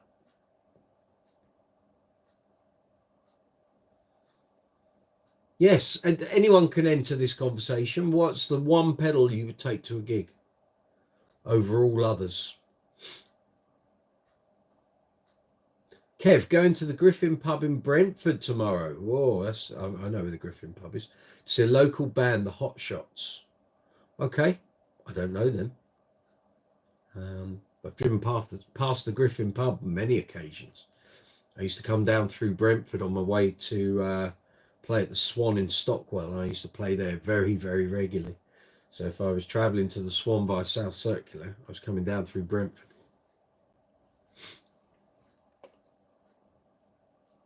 I think he's having a little dream, isn't he? Yeah, he's having a little chunter.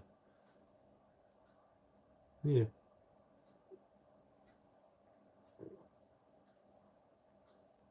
I just saw your message, Stacey. Bayern have scored.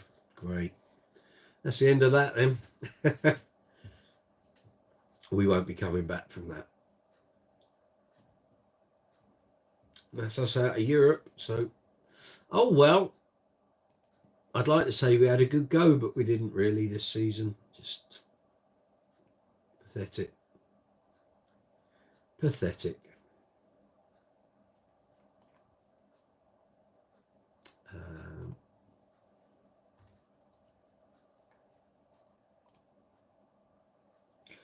Yep, that will put us flat bang on the bottom of the table, won't it?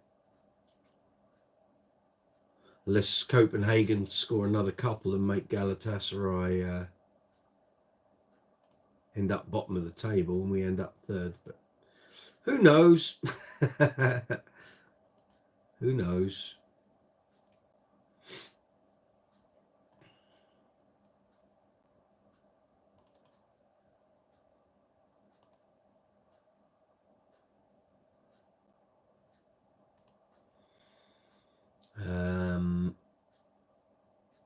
Marty, if I could only bring one pedal, it would be an overdrive. The Spaceman Polaris is my current favourite.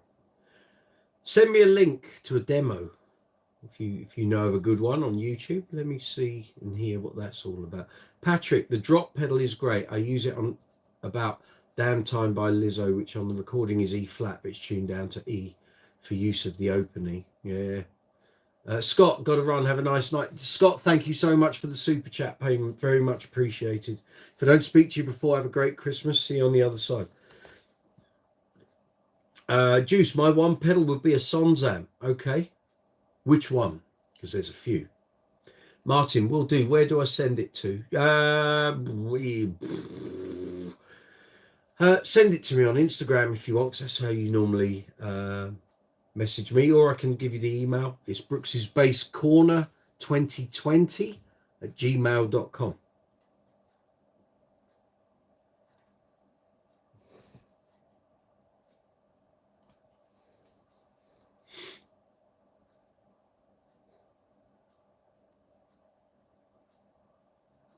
And I will check it out.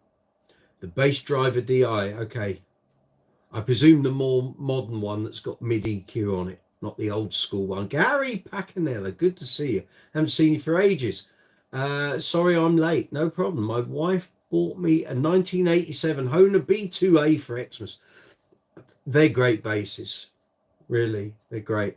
I still miss my Honer Jack, and the guy I sold it to was a good mate, and he's disappeared off the face of the earth. I haven't heard from him since 2005. Dave Crowley, if you're out there, say hello, you miserable old sod.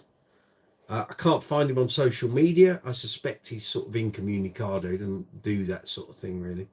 But if you're out there, Dave, you stumble across this live chat, say hello. Thought you might appreciate it, Mike. Yeah. So I had a Honer Jack. That was my second bass.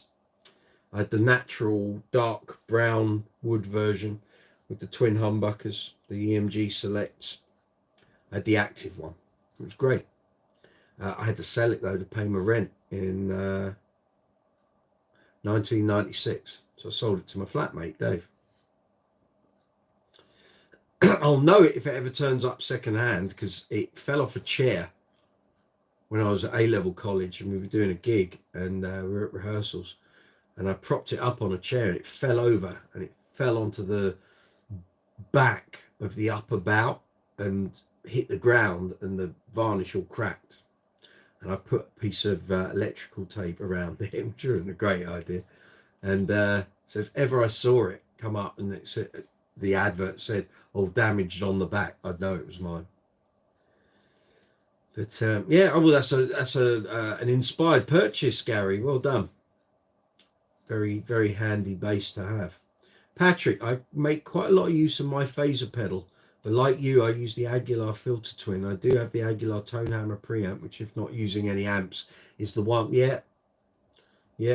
Which phaser pedal do you use, Patrick? Are we talking the Great Phaser by Aguilar, or which one are you using? See, I love the EBS one, but I found in Uncle Funk there was too much of the signal being sapped out. Maybe I need to revisit it when I set the pedal train board back up. Might revisit it. But the thing was, what I wanted to use the phaser pedal for, the filter twin does just as well. So I thought in the end, well, what's the point of having two pedals? And the filter twin's doing a better job than the phaser is. So we'll go with that.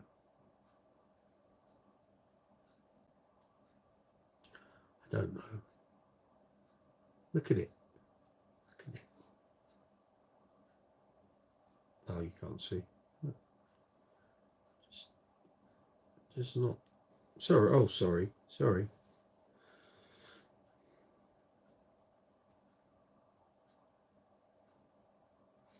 Get comfy, eh? It's because you're getting too hot because you've been on my lap for the best part of an hour and 40 minutes. That's why. That's why. Okay. Gary, if we're on pedals, I'd pick my Proco Rat 2. Is that the sequel to the Rat, the original Rat pedal, which is like gnarly distortion? How are you getting on with that jazz bass, Gary? Have you still got it?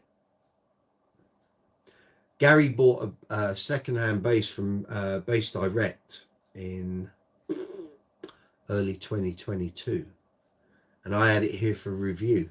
I was doing some video. There is a video here on the channel, a demo video of it, and yeah, let me know if you still got it. How's it going? Graham, I have a set question as currently setting up a bass. Go for it. What would you like to know, sir?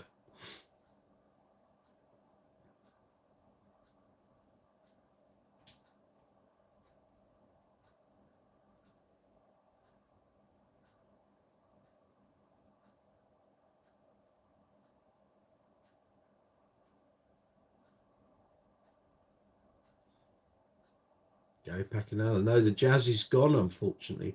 What happened there? It was good. It's a good player. Although I felt whoever had it before had done just a few too many mods.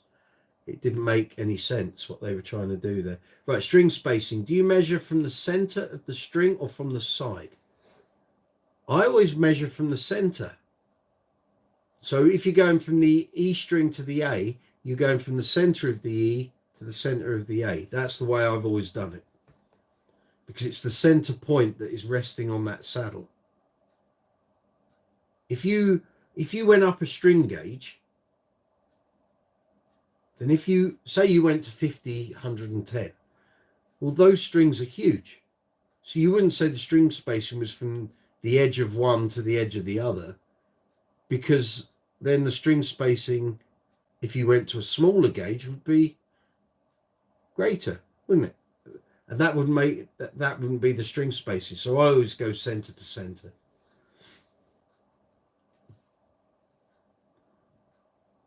And then obviously if you've got adjustable saddles where you can move left or right, then you can make the spacing more or less based on the center point of that string.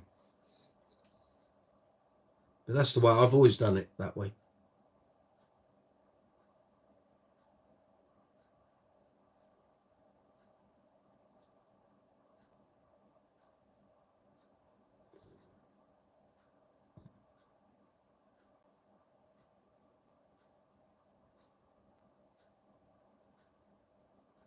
And make sure you've got a ruler that can do the measurements properly. See, for years I used to have this ruler goes back to when I was at school, right? We're talking a while here. But the thing is, over time, that's got cloudier and cloudier, and you just can't see it. So I had to buy a new ruler for when I was doing bass reviews at the mag. So to get a nice new clear one. See?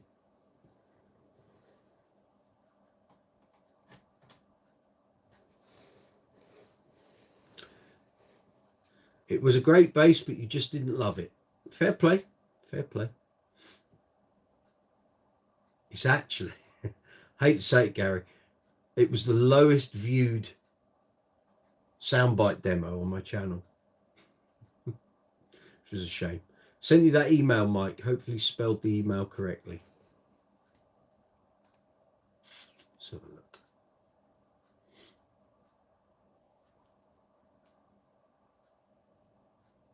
Just wait for Blue Mail to check the mailboxes.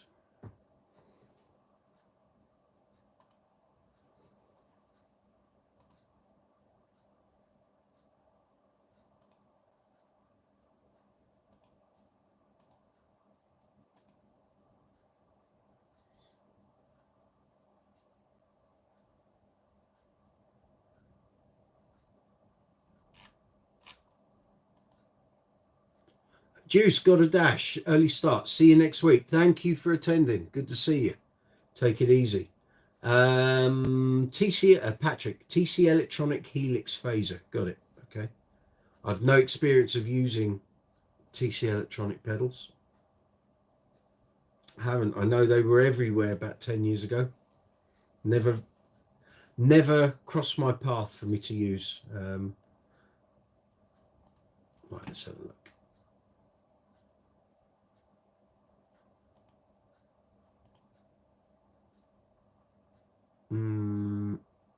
Don't think it's there yet.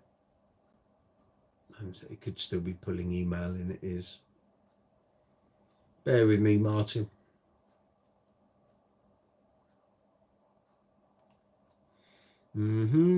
Gary, good to catch up. Mustache, have a great Christmas all. Cheers, Gary. Take care. Have a great Christmas. We'll see you next year. Unless we see you on next week's chat. Take it easy. Thanks for your input.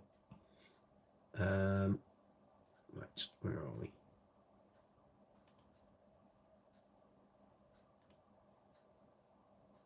It's taken a while to put all this email in, but then I haven't had my email open for a couple of hours, so it can get a bit hectic. There we go, Martin, it's there. Got it. I'll check it out. I'll check it out once we've finished the chat. So if you ventured here onto Brooksy's Bass Corner, it's live chat 68, all the way from London in the UK. Good to see you. It's coming up to 9:45 on Tuesday evening. You're very welcome. Thanks for getting involved.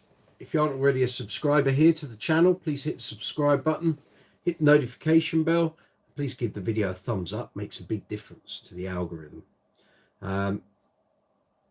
in the live chat window, put your cursor or pointer in there, type away, press send, and your comment or question will appear here on my desktop. Feel free to hit the emoji icon at the bottom of the live chat window. That's really helpful with the algorithm. And if you see the dollar symbol, you can make a super chat contribution to the channel, just like Graham did and Scott, which will keep the channel going and helps to lubricate the wheels of the algorithm within YouTube.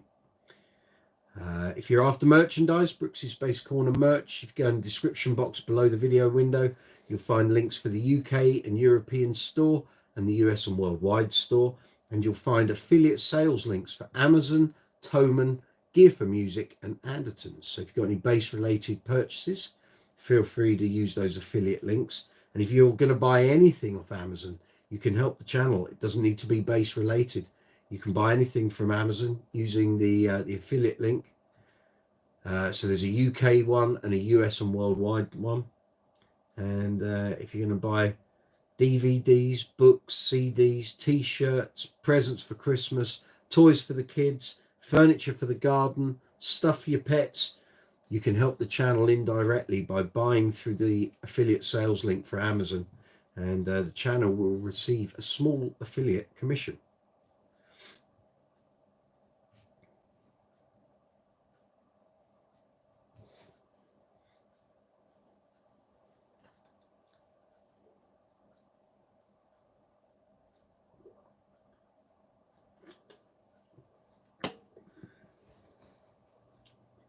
You all right there, sport?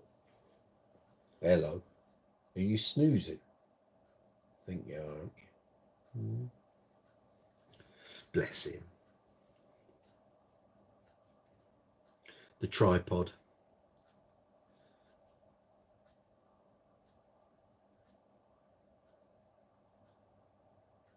Couldn't do this with a Labrador. It wouldn't fit in one like this. You see. It'd break your back. But the Chihuahua is small and perfectly formed for just this.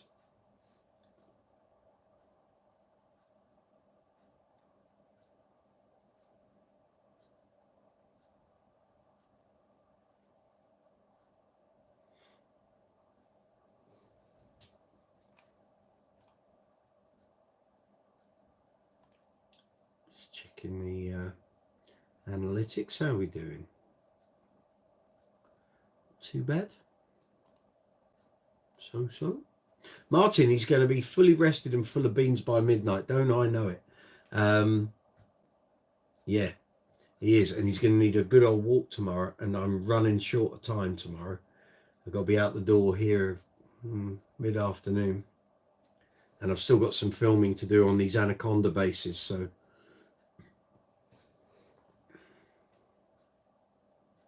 So if you want to see these new Anaconda videos, they'll be going up in the early part of January, in time for Andrew from Anaconda's visit to Nam with his wares. So yeah, so there'll be there's a new essence. I think there's a crusher. I think there's a constrictor as well. Can't remember. They're all in the bags. I've been doing photos all day. So, Stacey, we say full of piss and vinegar over here. Yeah, that'd be about right. Patrick Sweeney, Mexican jumping beans. Yes, he won't actually, because once his mum gets home, he'll be telling her time for bed, isn't it? Martin, I shall adopt that style by Stacey Ann. Yeah, it's a good one, that, full of piss and vinegar.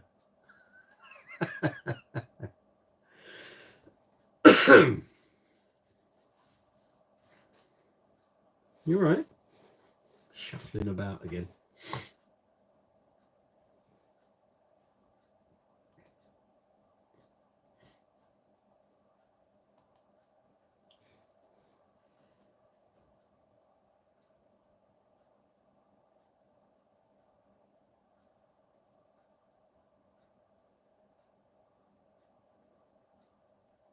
How we doing?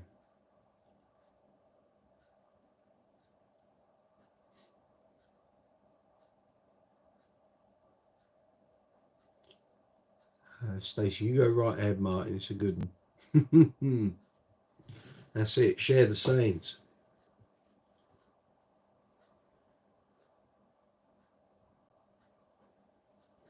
Isn't that right, Chi?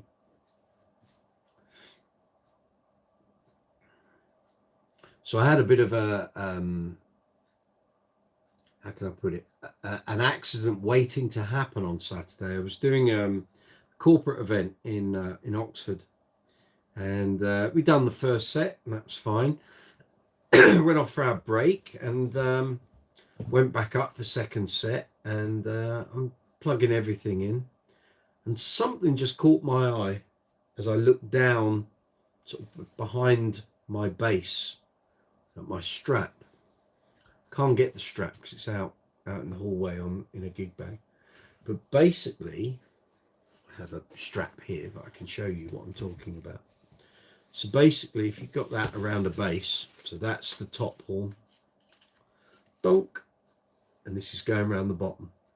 I looked down and I could see that this leather section on these comfort straps, all of the threading and stitching that's holding that together had come away. And literally, this was just a piece of leather hanging over that bit of plastic. If that had gone at any point in the second set, I was doomed. I was going to have to play sat down, and that's hoping that the bass didn't hit the ground.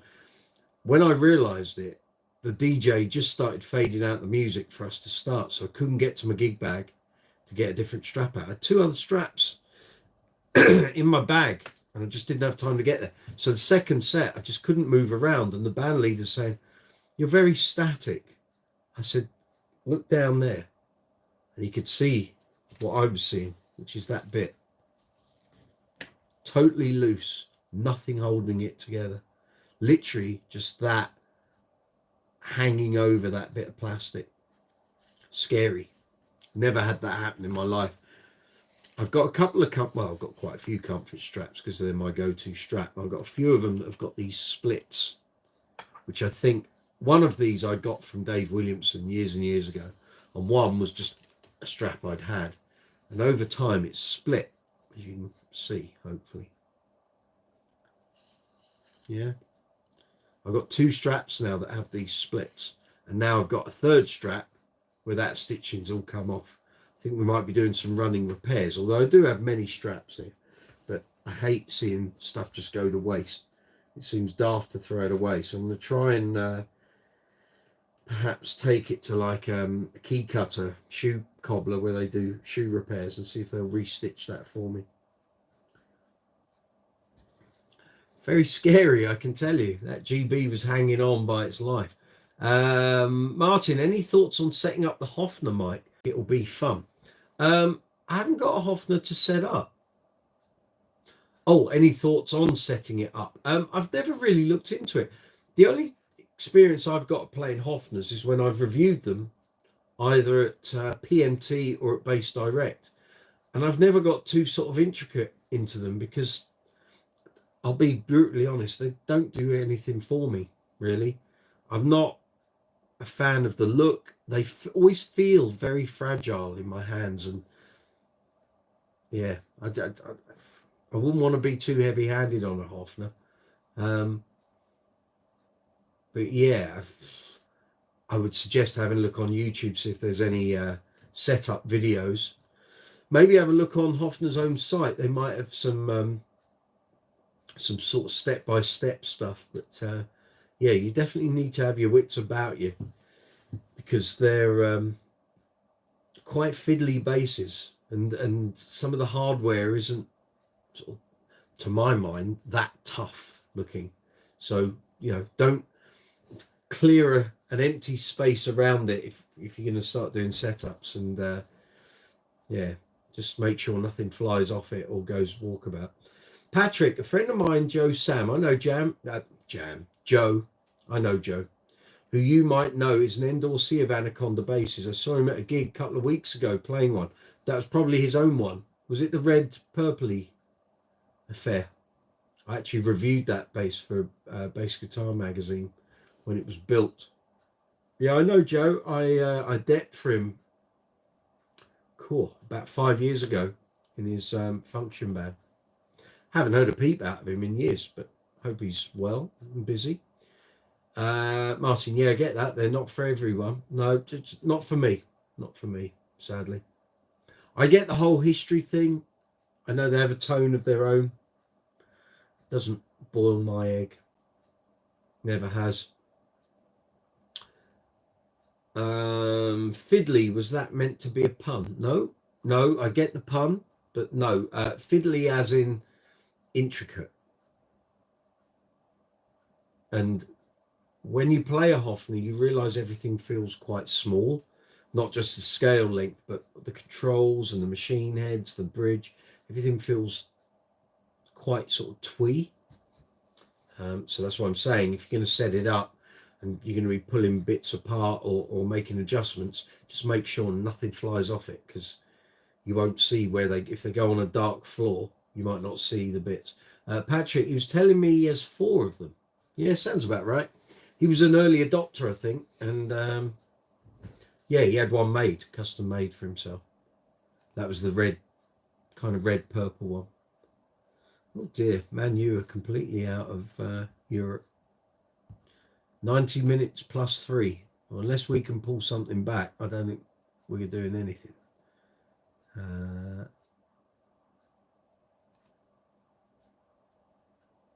No, we're not. So if we can get a goal, then we would, because that would reduce the goal difference and we would go third and we would be in the Europa League. But oh well, we got what we deserved. We kept throwing leads away, and you can't do that. Real Madrid 3-2 up against Union Berlin. Sevilla got beat. Arsenal drew 1-1. Napoli were 2-0 up. Benfica 3-1 up. Inter Milan 0-0. Well, no, that's the end of that. We are out. You've only got yourselves to blame, lads. You threw it away every game. Just threw it away. Oh well, that's the end of that. That is the end of that. Not to worry. Yeah, match over, Stace. It's all gone awry. You can't keep going 2 and 3 goals up in Europe and throwing it away. And it just kept happening over and over again. So I can't get angry about it. I've had 10 years of this, so it is what it is. It is what it is. You right, Chi? He's all right. So here we are. It's coming up to 10 o'clock here, Brooks's Base Corner, live chat 68, all the way from London, here in the UK. Kev, good night. You're off. Thank you for joining in. We'll see you soon. Take it easy. So yeah, live chat 68 here on Brooks's Base Corner. Hope you're all safe and well wherever you are in the world. Thank you to all the new subscribers. Thank you to all the people that watch the video, well, watch the live chats after we've finished. So last week's live chat just kept getting views all the way through the week. So thank you. If you've subscribed because you've watched one of the live chats, then great stuff. Thank you. That's really appreciated. If you want to help the channel financially, you can do so via the super chat facility at the bottom of the live chat window. You can hit the emoji icon, which is really helpful with the algorithm. You've also got the super thanks option, which is the same as super chat, which is on the row of icons below the video. Please give the video a thumbs up, hit the subscribe button, hit the notification bell. In the description box, you'll find merchandise links to the UK and European store, US and worldwide store. And you'll also find affiliate sales links for Amazon, Thomann, Gear for Music, and Andertons. Patrick, could have been worse. They could have played a Turkish team and their president. Yeah, that guy's handed in his resignation, and quite right too.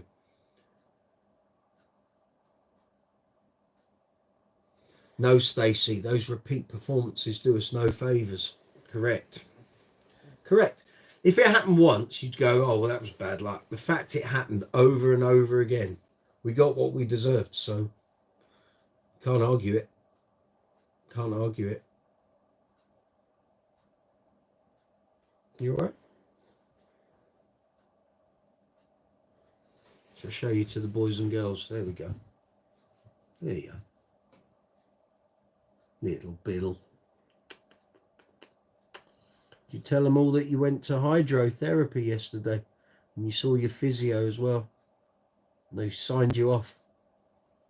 You're all signed off, mate. Good boy. Bless him. Hey. Good boy. Yeah. Yeah. So what's the bass news? What are people talking about at the moment? Those of you who frequent bass forums, what's the news? I had someone asking me, trying to remember who it was. It was on the live chat last week. Someone was asking me about the London Bass Guitar Show. If we might, I'm sure that was on here. Was that on here? The weeks are merging into one. Someone was asking me if the London Bass Guitar Show is going to happen again, and I had to reply, not as far as I'm aware. I can't imagine Future would want to run it again. And Steffi, got to go. Good night. Okay, take it easy. Have a good week. Thank you for attending. Gotcha. All the best. Look after yourself. Yeah, so I don't think Future would want to do it again, and not unless they were going to make a lot of money. And the way the last one was with a guitar show, it kind of diluted the whole thing of kind of what the bass show was before that. So I think unless it came back as its own thing, I couldn't see there'd be a whole lot of mileage in a joint guitar and bass show. But there's no printed publication for the show to hang off now. It's just the bass player sort of flowing website thing. And I don't know if that's strong enough to hang a bass show off. So in response to that query, I would imagine it's unlikely. But that's not to say it couldn't. It could if it was going to make enough money for the publisher. But then what's to say another publisher might buy the title off of Future at some point further down the line? Who knows? We'll just see. But for those of us lucky enough to have been involved in those shows, and any of you who came along to them, I hope you enjoyed them as much as we did doing them, because it was a lot of fun. It was a lot of fun. And it was a great opportunity to get loads of work for the mag done and nailed in a very short space of time. And you knew you kind of had 9 to 12 months worth of work there already done. We didn't have to go out and do more and more interviews and what takes your time up and doing reviews. I was able to do loads at the shows. Once I'd got my head around the logistics by 2015. It was fairly obvious, just cram as much in as you can while we're there, and we've got the stuff to hand, because then it means we haven't got to keep going out doing review days at distributors and stores. And having said that, then we still did that. Yeah, it created a very nice sort of backlog of stuff, and it worked quite well. But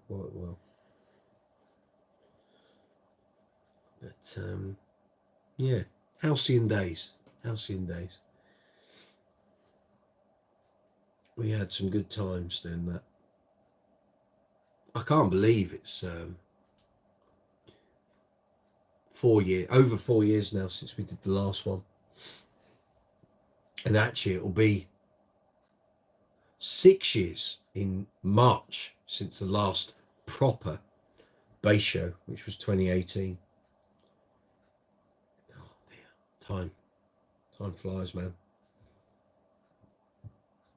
I mean, in March, it'll be 10 years since the show that John Taylor did. And I wasn't at that show. I was doing a month of gigs in Israel, in Eilat. And I was gutted that I couldn't make the show, but it was what it was. But that's 10 years ago. Can't believe it. Can't believe it. Feels like 4 or 5 maybe at a push. Wow, wow, wow. Where do the years go?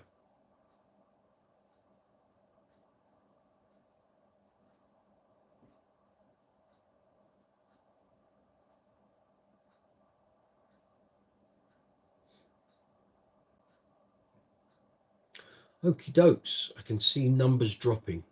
So I think maybe we'll wind this up. Maybe we'll do a short one tonight.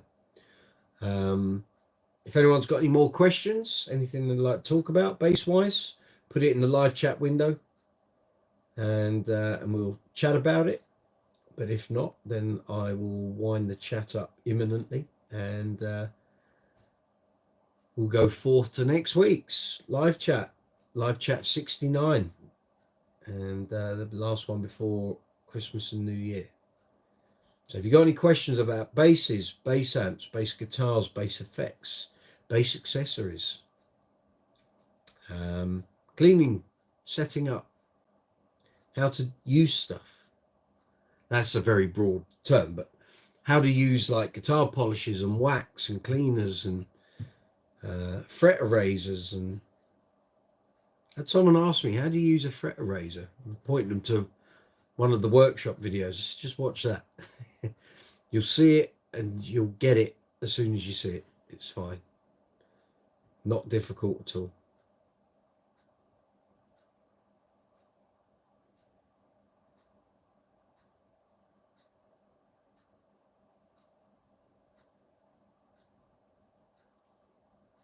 Yes, Stace, 10 years. It's gone. I remember that trip. I remember that trip to Israel like it was yesterday, 2014.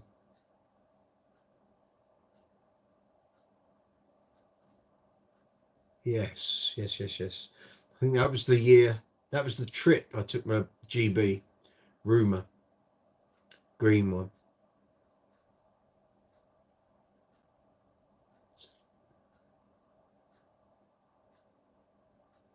Yes, it was. Because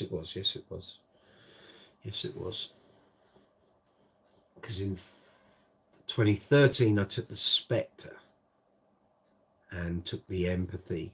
14, I took the Rumor and then the Empathy. The Empathy won't walkabout, that's right.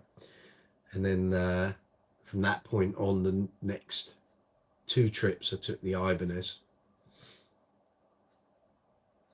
Thankfully, the GB didn't go walkabout on the return journey. But the Empathy certainly did, and more than once as well.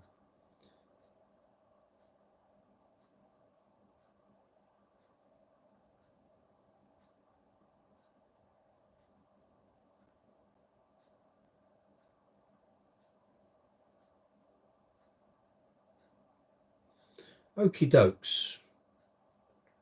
Okay, I don't think anyone's got any other questions or comments, so I'm gonna wind it down.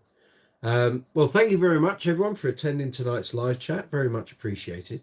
Thank you for all your input, getting involved, all the questions, all the comments. It's been a blast. As you can see, someone here was electrified. But yeah, have a good week. Thank you very much for everything. There will be a new video up on Friday. Cheers, Martin. And we'll have the next installment of the bass string experiment series, and I will hopefully get some of the shorts that I've been planning on doing, get those done. Once these 2 ABBA gigs are out the way, I'm kind of free to get loads of stuff done. So keep watching the channel, guys and girls. Keep watching the social media channel as well. And we'll be back doing another live chat next Tuesday, which will be the last one before Christmas and New Year. There might be some impromptu live chats this week. We'll see when I'm out on the gigs. We will see. Wasn't able to do any last week because the phone reception was pretty bad, and one of the gigs was just so noisy you wouldn't have heard me. So I thought that was probably better that we didn't do one. Cheers, Stacey. Cheers, Martin. Okay, we'll see you next Tuesday, same time, same place, 8 o'clock here, Brooks's Base Corner in London, and we'll do the final live chat before Christmas. So take care of yourselves. Have a great day, what's left of Tuesday, wherever you are in the world. And if you're watching this on catch up, feel free to send comments, and I'll respond to them as I see them. But other than that, take it easy. Have a good week. If I don't see you next week, have a great Christmas and New Year, and we'll see you in 2024. Take it easy. Have a great night.